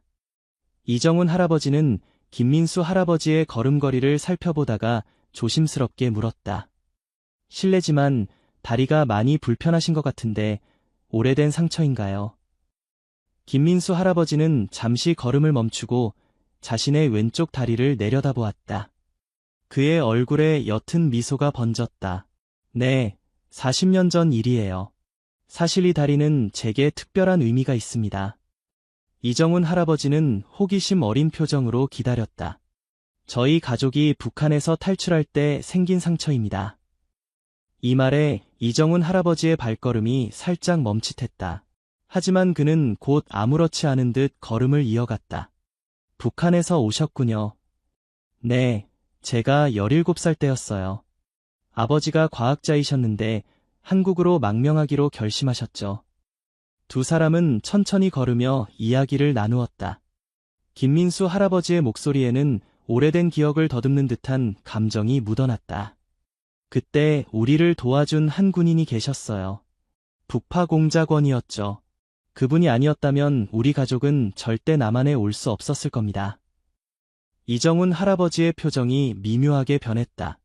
탈출 과정에서 북한군의 총에 맞았어요. 그 군인분이 저를 업고 달렸죠. 그분도 부상을 입으셨는데 그런 위험한 일을 겪으셨군요. 이정훈 할아버지의 목소리는 평온했지만 그의 눈빛은 깊은 생각에 잠긴 듯했다. 사실 아직도 그분을 찾고 있어요. 김민수 할아버지가 갑자기 말했다. 그의 눈에는 간절함이 묻어났다. 아버지의 유언이기도 했거든요. 우리를 구해준 그 군인을 꼭 찾아 은혜를 갚으라고 하셨어요. 20년 넘게 찾고 있지만 이정훈 할아버지는 발걸음을 천천히 옮기며 말했다. 40년이나 지났는데 그분을 찾기는 쉽지 않을 텐데요. 네, 하지만 포기할 수 없어요. 그분은 저희 가족을 구해준 생명의 은인이에요. 그분 덕분에 제가 의사가 될 수 있었고 많은 생명을 구할 수 있었습니다. 이정훈 할아버지의 표정이 굳었다. 그는 더 이상 질문하지 않고 앞만 바라보며 걸었다. 침묵이 두 사람 사이에 내려앉았지만 그것은 불편한 침묵이 아니었다. 오래된 인연의 무게가 그 침묵을 채우고 있는 듯했다. 전 무술을 배우신 건가요? 아까 보고 깜짝 놀랐습니다. 아니요, 그냥 젊었을 때 잠깐 배웠던 게 몸에 남아있는 것 같습니다. 그렇군요. 아, 저기 제 집이 있는데 혹시 차 한잔 하실래요? 제가 오늘 도움받은 것에 대한 감사의 표시로 대접하고 싶습니다. 김민수 할아버지의 제안에 이정훈 할아버지는 잠시 고민하더니 고개를 끄덕였다. 두 노인은 나란히 차집으로 향했다. 그날의 만남 이후 이정훈 할아버지와 김민수 할아버지는 자주 마주치게 되었다. 우연히도 두 사람은 비슷한 시간에 같은 버스를 타고 있었다. 매일 오후 3시 버스에서 만난 두 노인은 이제 버스에서 내려 함께 걸으며 대화를 나누는 것이 일상이 되었다. 오늘도 딱 시간 맞춰 오셨네요. 이 선생님, 김민수 할아버지가 반갑게 인사했다. 이정훈 할아버지는 미소를 지으며 고개를 끄덕였다. 버스 시간이 정확해서 좋습니다. 두 사람은 평소처럼 버스에 나란히 앉았다. 이제는 승객들도 그들을 알아보기 시작했다. 특히 이정훈 할아버지의 무술 실력이 소문이 나면서 버스 안에서는 더 이상 노약자석 문제로 시비가 붙지 않았다. 그날은 버스가 평소보다 혼잡했다. 버스 TV에서는 뉴스가 나오고 있었다. 오늘 국회에서는 북파공작원 명예 회복 법안이 논의될 예정입니다. 이 법안이 통과되면 국가를 위해 목숨을 걸었지만 오랫동안 인정받지 못했던 북파공작원들의 활동이 공식 기록으로 남게 됩니다. 이정훈 할아버지는 뉴스를 보고 잠시 생각에 잠겼다. 그의 눈빛에 묘한 감정이 스쳤지만 곧 평온한 표정으로 돌아왔다. 요즘 세상이 참 좋아졌군요. 예전에는 말도 못 꺼내던 이야기들이 이제는 뉴스로도 나오니까 말이에요. 이정훈 할아버지가 조용히 말했다. 네, 맞아요. 그분들도 이제 인정받을 때가 됐죠. 김민수 할아버지가 대답했다. 그의 표정이 갑자기 진지해졌다. 이 뉴스 때문에 또 생각이 나서요. 어제 또 한번 찾아봤어요. 무엇을요? 북파공작원 관련 기록이요. 이번 법안으로 더 많은 자료가 공개된다고 해서 혹시나 우리 가족을 구해주신 그분에 대한 단서가 있을까 해서. 이정훈 할아버지는 창밖을 바라보며 아무 말도 하지 않았다. 아버지께서 돌아가시기 전 제게 유언으로 남기셨어요. 우리 가족을 구해준 그 군인을 꼭 찾아 은혜를 갚으라고. 이제 이 이야기는 이정훈 할아버지에게 익숙한 것이 되었다. 매번 만날 때마다 김민수 할아버지는 빠짐없이 북한 탈출 이야기와 은인을 찾는 이야기를 했다. 그날 밤을 잊을 수 없어요. 추격자들의 총성, 강을 건너는 순간의 공포. 그 군인분이 아니었다면 우리 가족은 모두 죽었을 겁니다. 김민수 할아버지의 눈에는 깊은 감사함이 담겨 있었다. 그렇군요. 이정훈 할아버지는 짧게 대답했다. 그의 얼굴에는 아무런 감정도 드러나지 않았지만 가슴속에서는 오래된 기억이 물결처럼 일렁였다. 버스 안에 소란이 일었다. 앞쪽에서 젊은 여자가 노인에게 큰 소리로 화를 내고 있었다. 이봐. 내 가방에 손대지 마세요. 도둑이에요. 젊은 여자가 한 노인을 손가락으로 가리키며 소리쳤다. 노인은 당황한 표정으로 손사래를 쳤다. 아니, 내가 언제 가방에 손을 댔다는 겁니까? 넘어질 뻔해서 손잡이를 잡으려던 것뿐인데. 버스 안의 사람들이 모두 그쪽을 바라보았다. 이정훈 할아버지와 김민수 할아버지도 상황을 지켜보았다. 이 선생님, 저희가 가서 말려야 하지 않을까요? 김민수 할아버지가 걱정스럽게 물었다. 아니, 곧 해결될 겁니다. 지금 운전기사가 상황을 보고 있으니. 이정훈 할아버지는 침착하게 말했다. 그의 예상대로 버스 기사가 마이크를 통해 말했다. 이쪽 승객분, 진정하시고 자리에 앉아주세요. CCTV가 모든 것을 기록하고 있습니다. 젊은 여자는 잠시 주저하더니 자리에 앉았다. 노인은 당혹스러운 표정으로 다른 곳으로 자리를 옮겼다. 세상이 점점 각박해지는 것 같아요. 예전에는 이런 일이 드물었는데. 김민수 할아버지가 한숨을 내쉬었다. 사람의 마음은 시대가 바뀌어도 크게 다르지 않습니다. 다만 표현하는 방식이 달라질 뿐이죠. 이정훈 할아버지의 말에는 오랜 세월의 지혜가 묻어났다. 그래서 더 감사해요. 그 군인분이 저희를 구해주신 것이 단순한 임무가 아니라 인간적인 선택이었다고 생각하거든요. 이정훈 할아버지는 갑자기 불편한 기색을 보이며 화제를 돌렸다.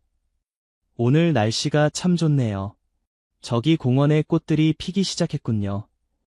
김민수 할아버지는 이정훈 할아버지가 항상 이렇게 북한 탈출 이야기가 나올 때마다 화제를 돌리는 것을 눈치챘다. 처음에는 단순히 불편한 주제라고 생각했지만 이제는 그 반응이 단순한 불편함 이상의 무언가가 있다고 느꼈다. 네, 그러네요. 이 선생님, 혹시 제 이야기가 불편하신가요? 제가 북한 이야기를 꺼내면 화제를 돌리시는 것 같아서요. 이정훈 할아버지는 잠시 침묵했다. 그의 눈빛이 깊어졌다. 불편하다기보다는 그런 이야기를 들으면 옛날 생각이 나서요. 제가 젊었을 때 비슷한 일을 겪은 친구가 있었거든요. 정말요? 혹시 그 친구분이... 아니, 그 친구는 이제 세상에 없습니다. 오래전에 떠났어요. 버스가 천천히 정류장에 도착했다. 두 노인은 함께 내려 평소처럼 나란히 걸었다. 이정훈 할아버지는 자신의 비밀을 계속 간직한 채 걸음을 옮겼다.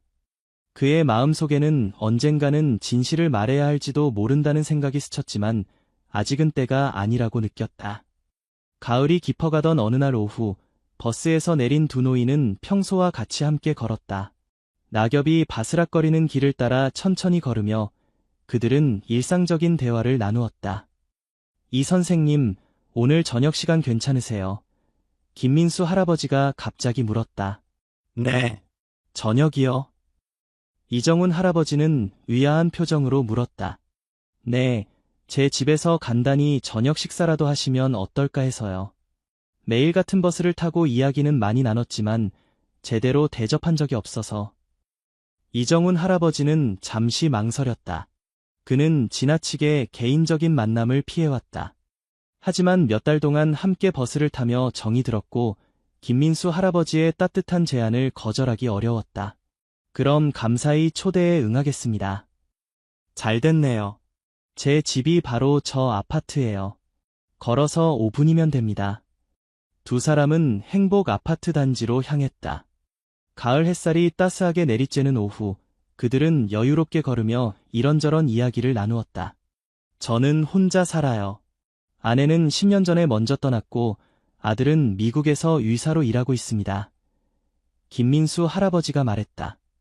저도 혼자 삽니다.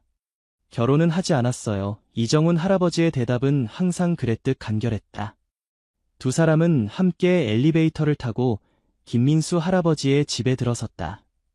넓고 정돈된 집안은 오랫동안 혼자 살았지만 깔끔하게 관리되고 있었다. 들어오세요. 편하게 계시고 저는 저녁 준비를 하겠습니다. 이정훈 할아버지는 거실 소파에 앉았다. 거실 벽면에는 여러 가족 사진들이 걸려 있었다.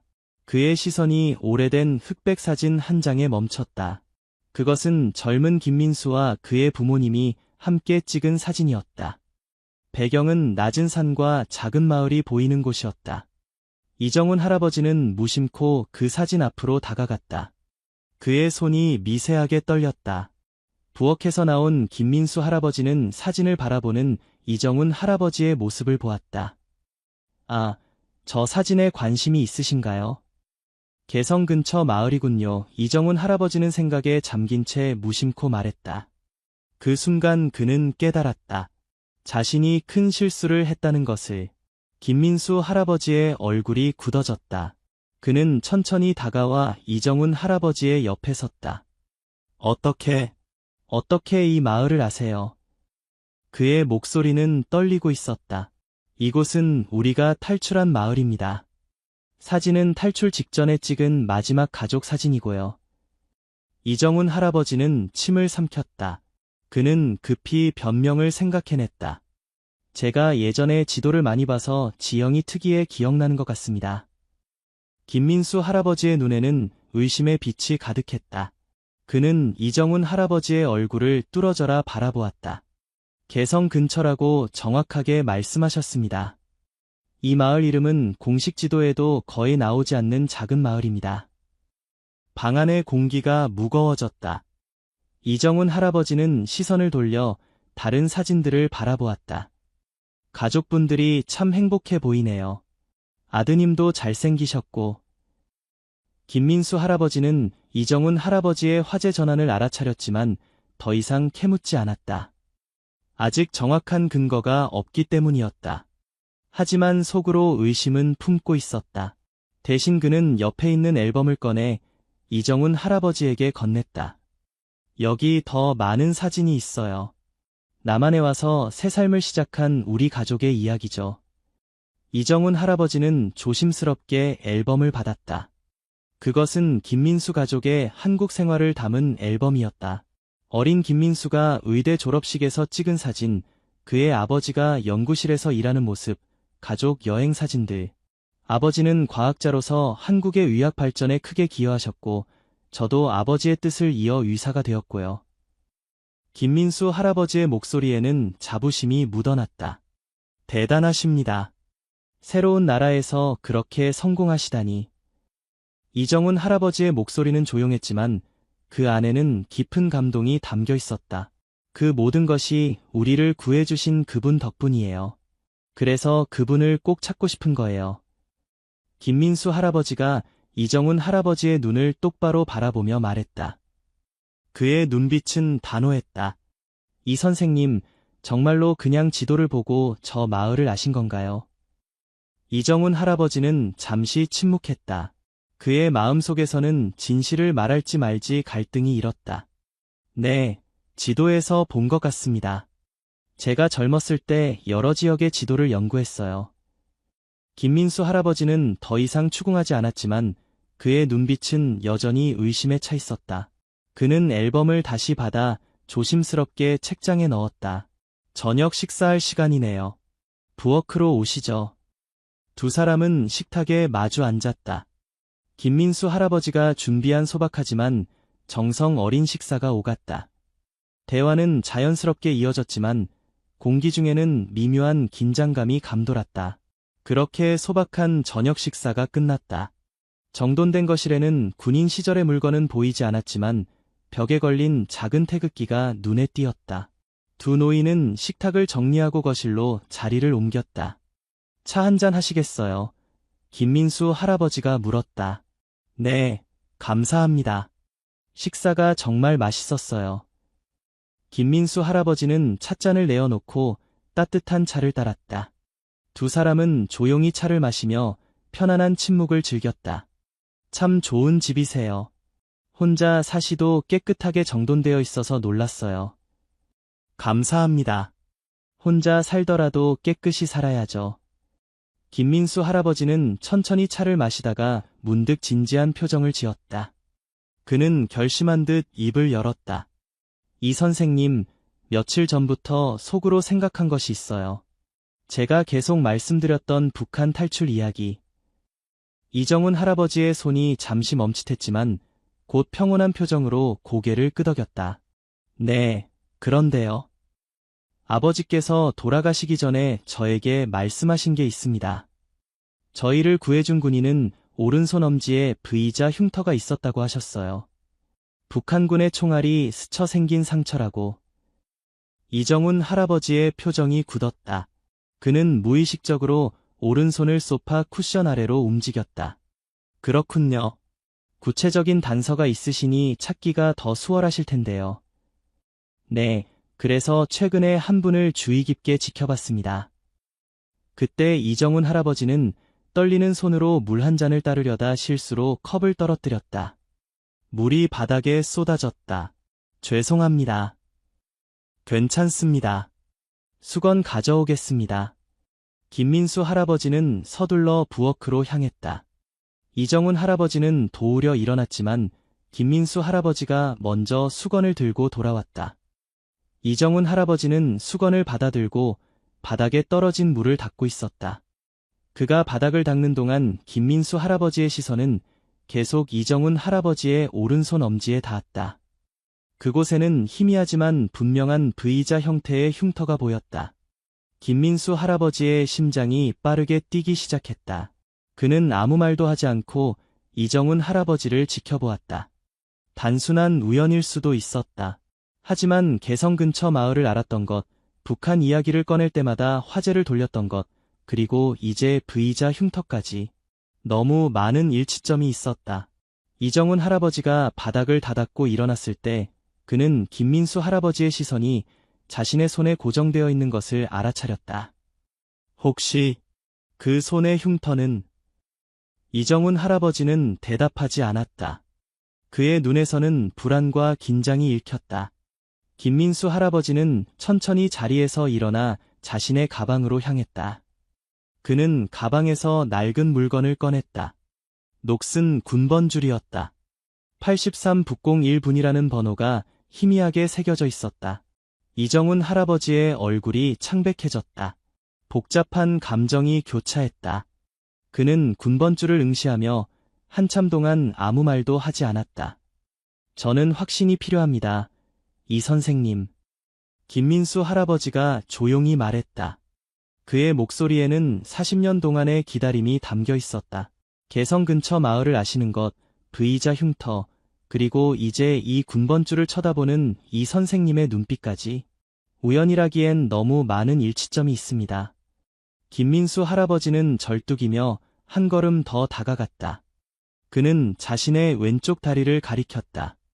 아시겠지만 제가 이렇게 다리가 아픈 이유는 북한을 탈출할 때 총을 맞았기 때문입니다.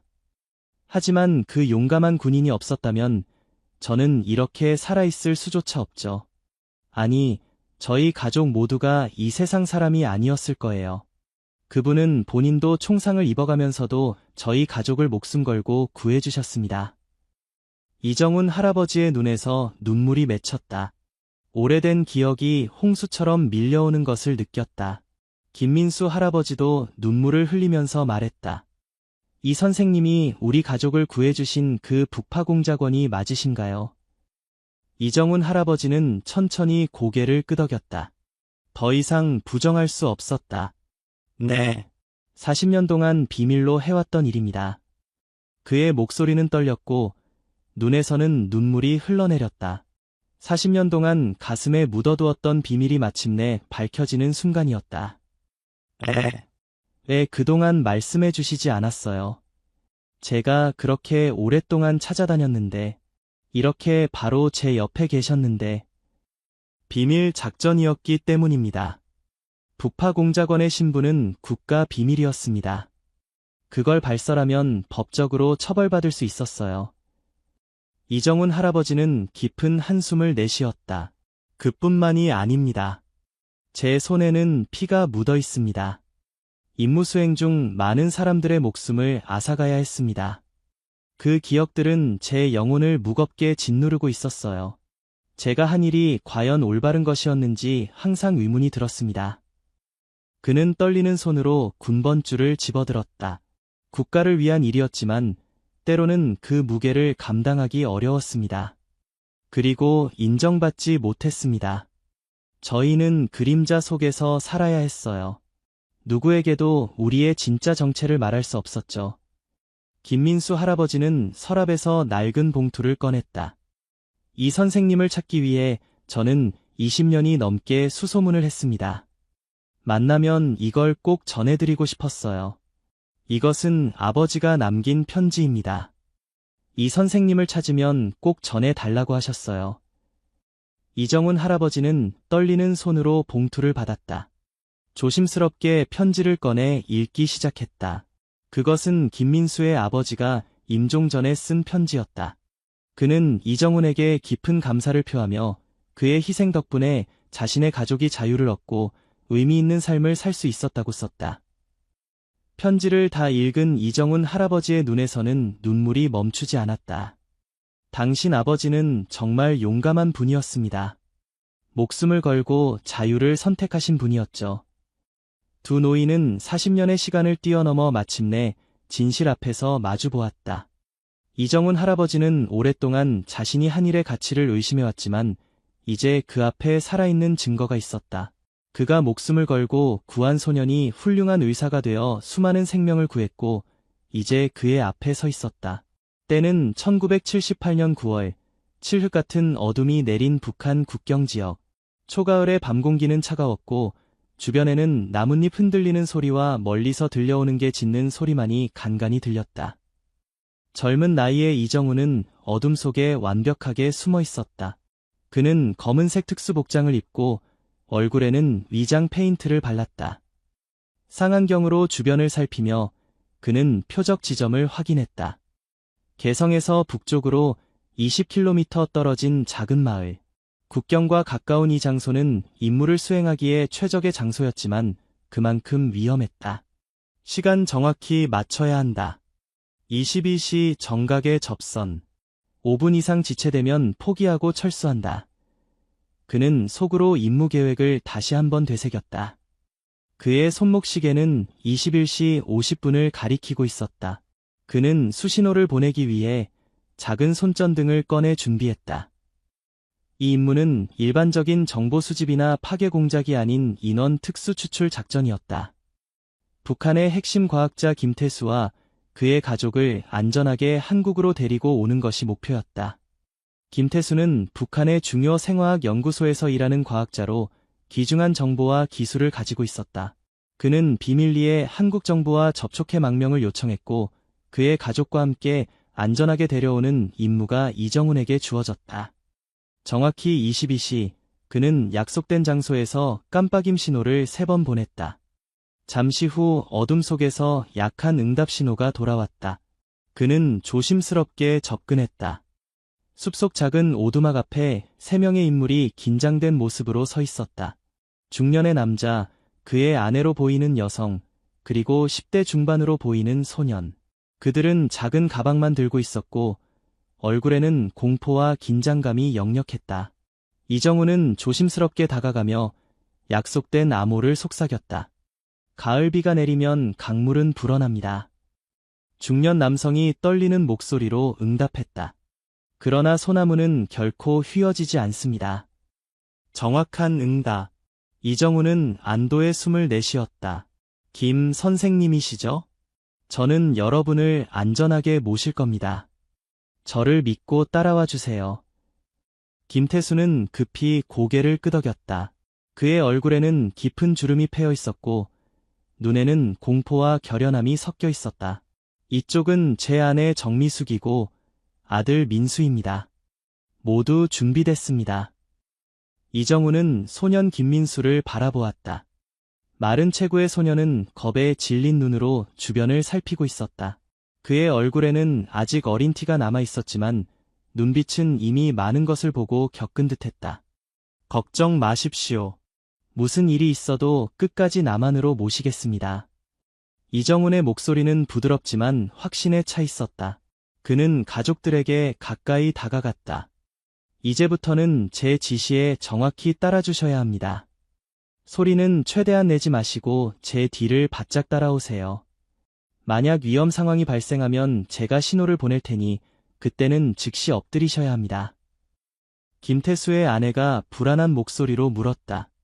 정말 우리가 무사히 갈 수 있을까요? 이정훈은 따뜻한 미소를 지으며 그녀의 어깨를 가볍게 두드렸다. 걱정 마세요. 제가 목숨을 걸고 여러분을 지킬 겁니다. 우리는 반드시 성공할 겁니다. 그의 단호한 말에 가족들의 긴장이 조금 풀렸다. 이정훈은 소년 민수에게 다가가 그의 어깨를 잡았다. 민수야, 용감하게 행동해야 해. 앞으로 몇 시간이 너의 인생에서 가장 중요한 시간이 될 거야. 두려워도 괜찮아. 하지만 용기를 잃지 말고. 알겠지? 소년은 천천히 고개를 끄덕였다. 그의 눈에는 두려움 속에서도 결연한 의지가 보였다. 이정훈은 주변을 다시 한번 살폈다. 어둠 속에서 그는 완벽한 탈출 경로를 계산하고 있었다. 그들이 국경을 넘기 위해서는 군초소 2곳을 피해 강을 건너야 했다. 그리고 그곳에는 지뢰밭과 순찰병들이 있었다. 이제 출발하겠습니다. 제 뒤를 정확히 따라오시면 됩니다. 그리고 제가 밟는 곳만 밟으셔야 합니다. 이정훈은 앞장서서 어둠 속으로 움직이기 시작했다. 그의 걸음은 마치 숲의 일부가 된 것처럼 소리 없이 진행됐다. 김태수 가족은 불안한 모습으로 그의 뒤를 따랐다. 작은 개울가에 다다랐을 때 이정훈은 갑자기 멈춰서서 손을 들어 올렸다. 모두가 숨을 죽였다. 멀리서 군인들의 발소리가 들려왔다. 순찰대. 이정훈은 재빨리 손짓하며 가족들을 키 큰 숲을 아래로 인도했다. 그들은 몸을 낮추고 기다렸다. 김민수의 심장은 마치 밖으로 튀어나올 것처럼 격렬하게 뛰었다. 그의 어머니는 떨리는 손으로 아들의 손을 꼭 잡았다. 순찰대의 발소리가 점점 가까워졌다가 다시 멀어졌다. 이정훈은 5분을 더 기다린 후 조심스럽게 자리에서 일어났다. 이제 갑시다. 앞으로 2km 더 가면 강이 나옵니다. 그곳이 가장 위험한 구간입니다. 그들은 다시 움직이기 시작했다. 이정우는 마치 밤의 포식자처럼 어둠을 통과했고 가족들은 최대한 그의 움직임을 모방하려 노력했다. 때로는 멈춰서서 주변을 살피고 때로는 빠르게 달리며 그들은 한 걸음씩 자유를 향해 나아갔다. 달빛이 숲 사이로 비쳐 그들의 길을 희미하게 밝혔다. 이정훈의 얼굴에는 결연한 의지가 가득했고 그의 눈은 끊임없이 주변을 탐색했다. 그는 이 임무가 얼마나 중요한지 알고 있었다. 한 과학자의 망명이 아니라 한 가족의 운명이 그의 손에 달려 있었다. 조금만 더 가면 됩니다. 용기를 잃지 마세요. 이정훈의 조용한 격려가 어둠 속에서 그들에게 힘을 주었다. 어둠 속에서 조용히 움직이던 이정훈과 김태수 가족은 강가에 도착했다. 강폭은 그리 넓지 않았지만 초가을의 차가운 물살이 거세게 흐르고 있었다. 달빛이 강물 위에 은빛길을 만들어냈다. 여기가 가장 위험한 구간입니다. 강을 건너면 접선 요원이 남쪽에서 기다리고 있을 겁니다. 이정훈은 조용히 설명했다. 그는 작은 방수 가방에서 로프를 꺼냈다. 로프로 서로를 연결하겠습니다. 물살이 센 곳이라 떨어지지 않도록 조심해야 합니다. 그는 로프를 김태수의 허리에 묶고 그의 아내 아들순으로 연결했다. 마지막으로 자신의 허리에도 로프를 단단히 묶었다. 제가 먼저 물에 들어가겠습니다. 상태를 확인한 후 신호를 보내면 따라오세요. 이정훈이 조심스럽게 물에 발을 담그려는 순간 갑자기 숲에서 빛이 번쩍였다. 탐조등이 그들을 향해 비춰지고 있었다. 이정훈은 순간적으로 가족들을 강둑 아래로 밀어넣었다. 바로 그때 총성이 밤 공기를 갈랐다. 북한군이 사격을 시작한 것이다. 이정훈은 자신의 권총을 꺼내 대응 사격을 시작했다. 그는 탐조등을 향해 두 발을 쏘았고 불빛이 사라졌다. 하지만 이미 북한 군인들은 그들의 위치를 파악한 상태였다. 강을 건너야 합니다. 지금이 유일한 기회예요. 그들이 강으로 뛰어들려는 순간 또다시 총성이 울렸다. 김태수가 갑자기 비명을 질렀다. 그의 오른쪽 어깨에 총알이 스쳤다. 아들 민수가 달려갔지만 또 다른 총알이 그의 왼쪽 다리를 쳤다. 날카로운 통증에 소녀는 쓰러졌다. 이정훈은 재빨리 두 사람에게 달려갔다. 상황이 급격히 악화되고 있었다. 그는 빠르게 주변을 살폈다. 북한군들이 강을 건너오고 있었고 시간이 얼마 남지 않았다. 김 선생님, 일어나실 수 있겠습니까? 김태수는 고통스러운 표정으로 고개를 끄덕였다. 그의 아내가 남편을 부축했다. 이정훈은 민수에게 다가갔다. 소년의 다리에서는 피가 흘러내리고 있었다. 그는 재빨리 자신의 군번줄을 풀어 김민수의 발목에 묶어 지혈했다. 괜찮으니까 걱정 마. 작은 상처야. 나를 믿어. 강을 건너는 동안 최대한 움직이지 말고 있어. 그들은 서둘러 강물로 뛰어들었다. 찬물이 그들의 몸을 덮쳤고 이정훈은 한 손으로 로프를 잡아당기며 가족들을 이끌었다. 그의 다른 손은 김민수를 단단히 부축하고 있었다. 조금만 더. 저기가 남쪽입니다. 강 중간쯤 왔을 때 또다시 총성이 울렸다. 물보라가 사방으로 튀었고 이정훈은 오른손에 날카로운 통증을 느꼈다. 총알이 그의 오른손 엄지를 관통한 것이다. 피가 물에 번졌지만 그는 멈추지 않았다. 괜찮아요. 계속 가세요. 그들은 필사적으로 헤엄쳤다. 이정훈의 강한 의지가 그들을 이끌었고 마침내 남쪽 강둑에 도달했다. 그들이 강을 빠져나오는 순간 북한군의 총성은 더욱 거세졌다. 숲을로, 빨리. 이정훈은 여전히 김민수를 업은 채 앞장서서 달렸다. 그의 오른손 엄지에서 피가 계속 흘러내렸고 V자 형태의 깊은 상처가 생겼다. 그리고 이날 이후 그는 또 한 발의 총상을 입었다. 하지만 그는 고통을 무시하고 계속 전진했다. 숲속으로 깊이 들어가자 총성이 점차 멀어졌다. 그들은 잠시 숨을 고르기 위해 멈췄다. 김태수는 창백한 얼굴로 어깨를 부여잡고 있었고 그의 아내는 불안한 눈빛으로 주변을 살폈다. 이제 어떻게 하죠? 이정우는 자신의 상처를 천으로 감싸며 대답했다. 접선 지점까지 2km 더 가야 합니다. 그곳에 우리 요원들이 대기하고 있을 겁니다. 그들은 다시 움직이기 시작했다. 이정우는 여전히 김민수를 업고 있었고 김태수와 그의 아내는 서로를 부축하며 뒤를 따랐다. 달빛이 숲 사이로 비쳐 그들의 길을 희미하게 밝혔다. 그러나 운명은 그들에게 또 다른 시험을 준비하고 있었다. 갑자기 머리 위로 헬리콥터 소리가 들려왔다. 북한군의 추격이 본격화된 것이다. 이대로는 모두가 위험합니다. 이정우는 결단을 내렸다. 그는 주머니에서 작은 지도를 꺼냈다. 이 지도를 따라가세요. 앞으로 1km 지점에 우리 요원들이 있을 겁니다. 암호는 가을비가 내리면 강물은 불어납니다입니다. 당신은요? 김태수의 아내가 불안하게 물었다. 저는 추격자들의 주의를 다른 곳으로 돌릴 겁니다. 그래야 여러분이 안전하게 갈 수 있어요. 안 돼요. 함께 가야 해요. 김태수가 항의했지만 이정훈의 결심은 확고했다. 이것이 제 임무입니다. 여러분을 안전하게 모시는 것, 그것이 제 사명입니다. 그는 김민수를 조심스럽게 내려놓았다. 소년의 얼굴은 공포와 고통으로 일그러져 있었다. 민수야, 이제부터는 내가 가족을 지켜야 해. 용감하게. 알겠지?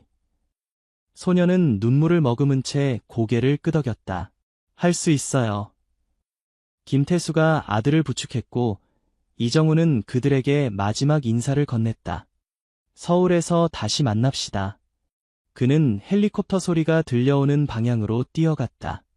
그의 발소리가 점점 멀어지며 김태수 가족은 지도를 따라 반대 방향으로 서둘러 움직였다. 이정우는 최대한 소리를 내며 헬리콥터의 주의를 끌었다. 그의 작전은 성공했고 헬리콥터는 그의 뒤를 쫓기 시작했다. 그는 숲속으로 깊이 들어가며 추격자들을 유인했다. 그 사이 김태수 가족은 필사적으로 전진했다. 김민수는 다리의 고통을 참으며 부모님을 따라갔다. 마침내 그들은 지도에 표시된 지점에 도착했고 약속된 암호를 말했다. 가을비가 내리면 강물은 불어납니다. 어둠 속에서 응답이 돌아왔다. 그러나 소나무는 결코 휘어지지 않습니다. 남한 요원들이 그들을 맞이했고 재빨리 준비된 차량으로 안내했다. 김태수 가족은 마침내 안전한 곳에 도착했지만 그들의 마음은 이정훈을 향해 있었다. 그 군인은 어디 있죠? 기다리지 않는 건가요? 김태수가 요원들에게 물었다. 걱정 마세요. 그는 최고의 요원입니다. 반드시 돌아올 겁니다. 하지만 그날 밤 이정훈은 돌아오지 못했다. 그는 북한군의 추격을 피해 다른 경로로 탈출해야 했고 그 과정에서 더 많은 부상을 입었다. 며칠 후 그는 간신히 남한으로 돌아왔지만 이미 김태수 가족은 보호시설로 이송된 후였다. 국가안보상의 이유로 그들의 정보는 기밀로 분류되었고 이정우는 그들의 행방을 알 수 없었다. 그리고 김태수 가족 역시 자신들을 구해준 군인의 이름조차 알지 못했다. 다만 민수의 기억 속에 엄지손가락의 흉터와 군번줄만이 남았을 뿐이었다. 그렇게 40년의 세월이 흐른 후에야 운명은 그들을 다시 만나게 했다. 노인이 된 이정훈과 의사가 된 김민수, 두 사람은 이제야 그날 밤의 진실을 마주하게 된 것이다. 과거의 기억에서 현실로 돌아온 이정훈 할아버지의 눈에는 눈물이 가득했다. 40년 전 그날 밤 목숨을 걸고 수행했던 임무의 기억이 생생하게 떠올랐다. 그 험난했던 탈출 과정, 총상을 입은 아픔, 그리고 가족들과 헤어지던 마지막 순간까지. 거실에는 잠시 침묵이 흘렀다. 김민수 할아버지는 이정훈 할아버지의 손을 조심스럽게 잡았다. 이 선생님이 그날 밤 보여주신 용기와 희생이 없었다면 우리 가족은 지금 여기 없었을 겁니다. 그의 목소리는 감정으로 떨렸다. 이 선생님 덕분에 저는 한국에서 의사가 되어 수천 명의 생명을 구했습니다. 아버지는 이것이 선생님의 은혜를 조금이나마 갚는 길이라고 하셨어요. 한 사람의 희생으로 수천 명의 생명이 구원받았다는 사실을 꼭 전하라고 하셨습니다. 이정훈 할아버지의 눈에서 눈물이 흘러내렸다. 그는 오랜 세월 동안 자신의 행동이 과연 옳았는지 의문을 품어왔다. 국가를 위해 목숨을 걸었지만 공식적으로 인정받지 못했고 자신의 희생이 실제로 어떤 결과를 가져왔는지 알 수 없었다. 저는 알지 못했습니다. 임무를 마친 후 여러분의 행방을 알 수 없었어요. 국가안보상 모든 정보가 기밀로 분류되었고 저는 그저 다음 임무로 넘어갔을 뿐이었습니다. 그의 목소리에는 오랜 세월의 무게가 실려 있었다. 많은 밤을 뜬 눈으로 보냈습니다. 제가 한 일이 과연 옳았는지, 그 모든 희생이 옳았는지, 북파공작원으로 우리는 그림자 속에서 살아야 했고, 우리의 공적은 역사에 기록되지 않았어요. 김민수 할아버지는 천천히 일어나 자신의 왼쪽 다리를 가리켰다. 그는 의도적으로 더 명확하게 절뚝거리며 걸었다. 이게 이 선생님이 하셨던 일이 옳았다는 증거입니다. 매일 아침 이 다리를 볼 때마다 저는 그날 밤의 기억과 한 군인의 희생을 떠올렸습니다. 그는 이정훈 할아버지 앞에 무릎을 꿇었다. 제가 의사가 된 것은 우연이 아닙니다. 그 기억이 저를 의사로 만들었고, 그렇게 저는 수많은 생명을 구했습니다. 그렇기 때문에 이 선생님이 하신 일은 정당하고 옳은 일입니다. 이정훈 할아버지의 손이 떨렸다. 그는 믿기지 않는 표정으로 김민수 할아버지를 바라보았다. 그는 더 이상 숨기지 않을 생각으로 말했다. 민수야, 잘 지냈니? 고맙다. 그렇게 말해줘서. 보고 싶었구나. 이정훈 할아버지의 가슴 속에서 무언가가 녹아내리는 것 같았다. 40년 동안 그를 짓눌러왔던 의문과 자책의 무게가 조금씩 가벼워지는 느낌이었다. 내 평생 이런 순간을 기다려왔는지도 모르겠구나. 그의 목소리는 감정으로 떨렸다. 북파공작원으로 우리는 언제나 임무만 중요했지, 그 결과를 보는 경우는 거의 없었어. 많은 동료들이 돌아오지 못했고, 돌아온 이들도 제대로 인정받지 못했지. 이정훈 할아버지는 깊은 숨을 내쉬었다. 하지만 오늘 내가 이렇게 내 앞에 의사로서 멋지게 서 있는 널 보니 모든 것이 옳았던 것 같구나. 김민수 할아버지는 이정훈 할아버지의 손을 꼭 잡았다. 선생님의 희생은 결코 헛되지 않았습니다. 저희 가족뿐만 아니라 제가 치료한 모든 환자들, 선생님의 용기가 만들어낸 선한 영향력은 세대를 넘어 이어질 겁니다. 이정훈 할아버지의 얼굴에 감동의 미소가 번졌다.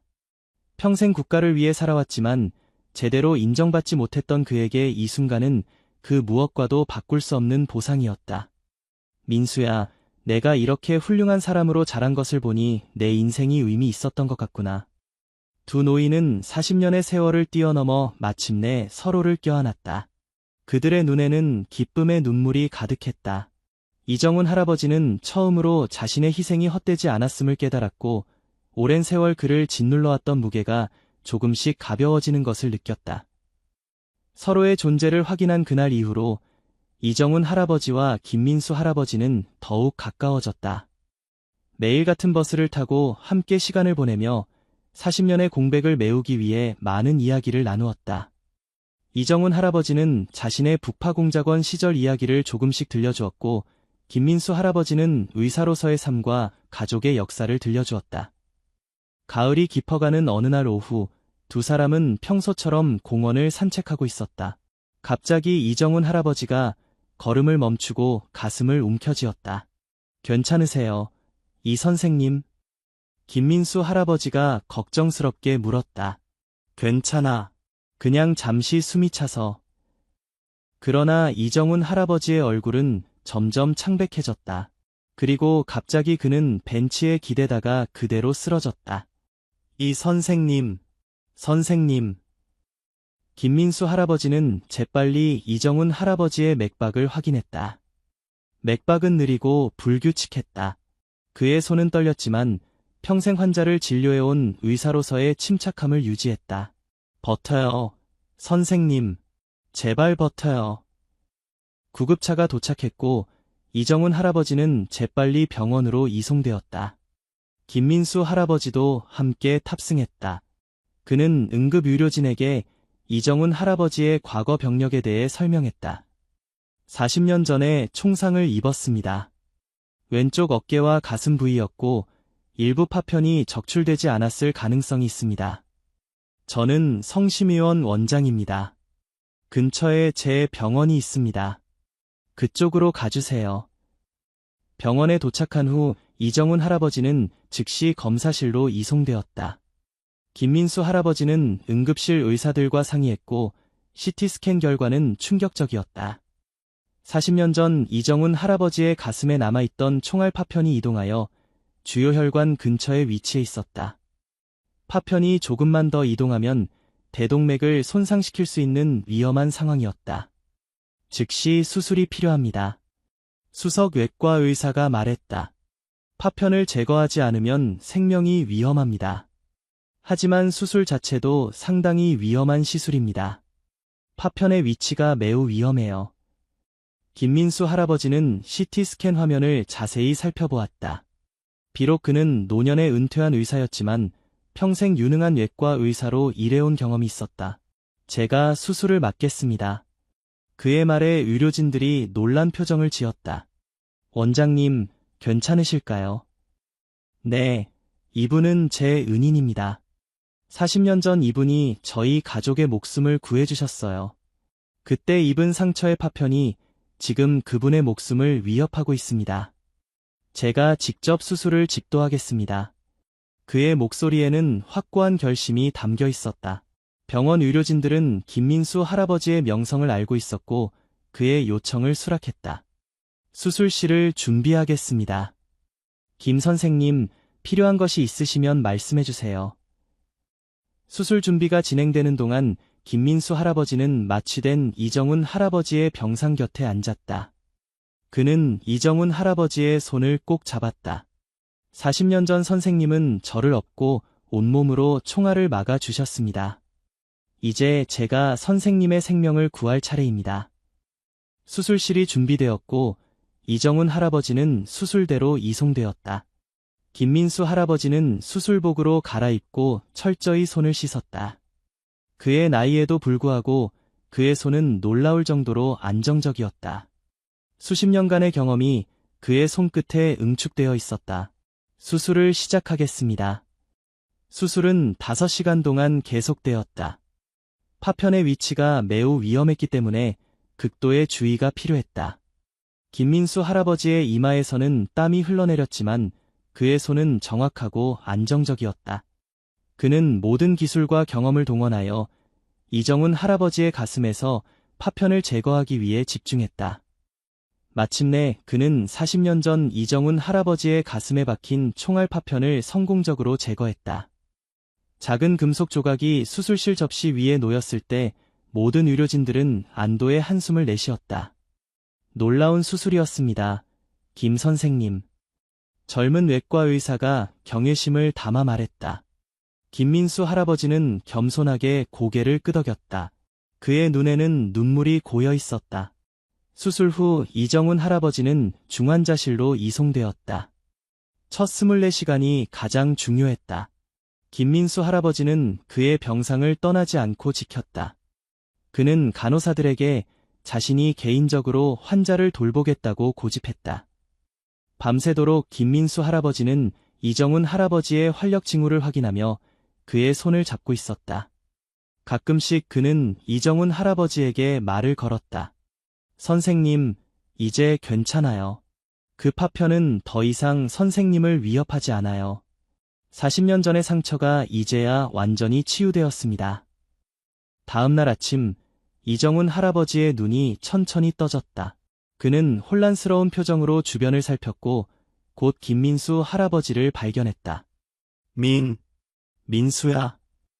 그의 목소리는 약했지만 또렷했다. 여기 있어요. 김민수 할아버지가 미소를 지으며 대답했다. 무슨 일이 있었지? 선생님이 쓰러지셨습니다.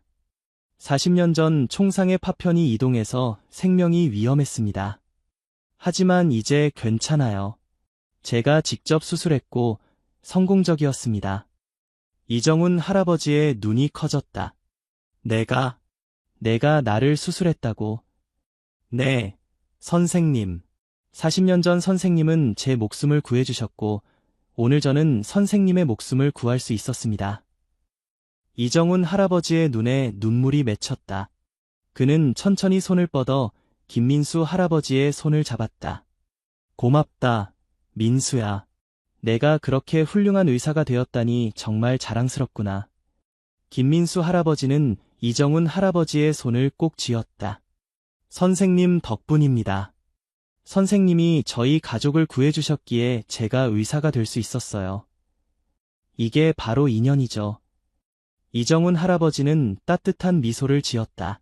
그의 가슴에서는 40년 동안 그를 괴롭혀왔던 파편이 사라졌고 그의 마음에서도 오랜 무게가 사라진 것 같았다. 그의 희생이 헛되지 않았다는 확신과 함께 지금 그는 자신이 구한 소년의 손에 의해 다시 한번 삶을 얻게 된 것이다. 창밖으로 밝은 가을 햇살이 비쳐들었고 두 노인의 얼굴을 따스하게 비추었다. 과거의 상처와 고통을 넘어 그들은 이제 새로운 인연의 시작점에 서 있었다. 따스한 봄 햇살이 도시를 비추는 오후, 이정훈 할아버지는 병원에서 퇴원한 지 2달이 지났다. 수술 후 회복은 순조롭게 진행되었고 김민수 할아버지의 꾸준한 보살핌 덕분에 그는 이제 예전보다 더 건강한 모습으로 돌아왔다. 두 노인의 우정은 과거의 비밀이 드러난 후 더욱 깊어졌고 그들은 매일 같은 시간에 같은 버스를 타며 서로의 시간을 함께했다. 오후 3시 버스 정류장에서 만난 두 노인은 반갑게 인사를 나누었다. 오늘은 날씨가 참 좋네요. 이 선생님. 김민수 할아버지가 미소를 지으며 말했다. 그러게, 봄이 깊어가니 공기도 좋아. 이정훈 할아버지도 환한 미소로 화답했다. 그의 얼굴에는 예전에 볼 수 없었던 평온함이 깃들어 있었다. 40년 동안의 비밀을 털어놓고 자신의 희생이 헛되지 않았음을 알게 된 후 그는 마치 무거운 짐을 내려놓은 것처럼 가벼워 보였다. 버스가 도착했고 두 노인은 천천히 버스에 올랐다.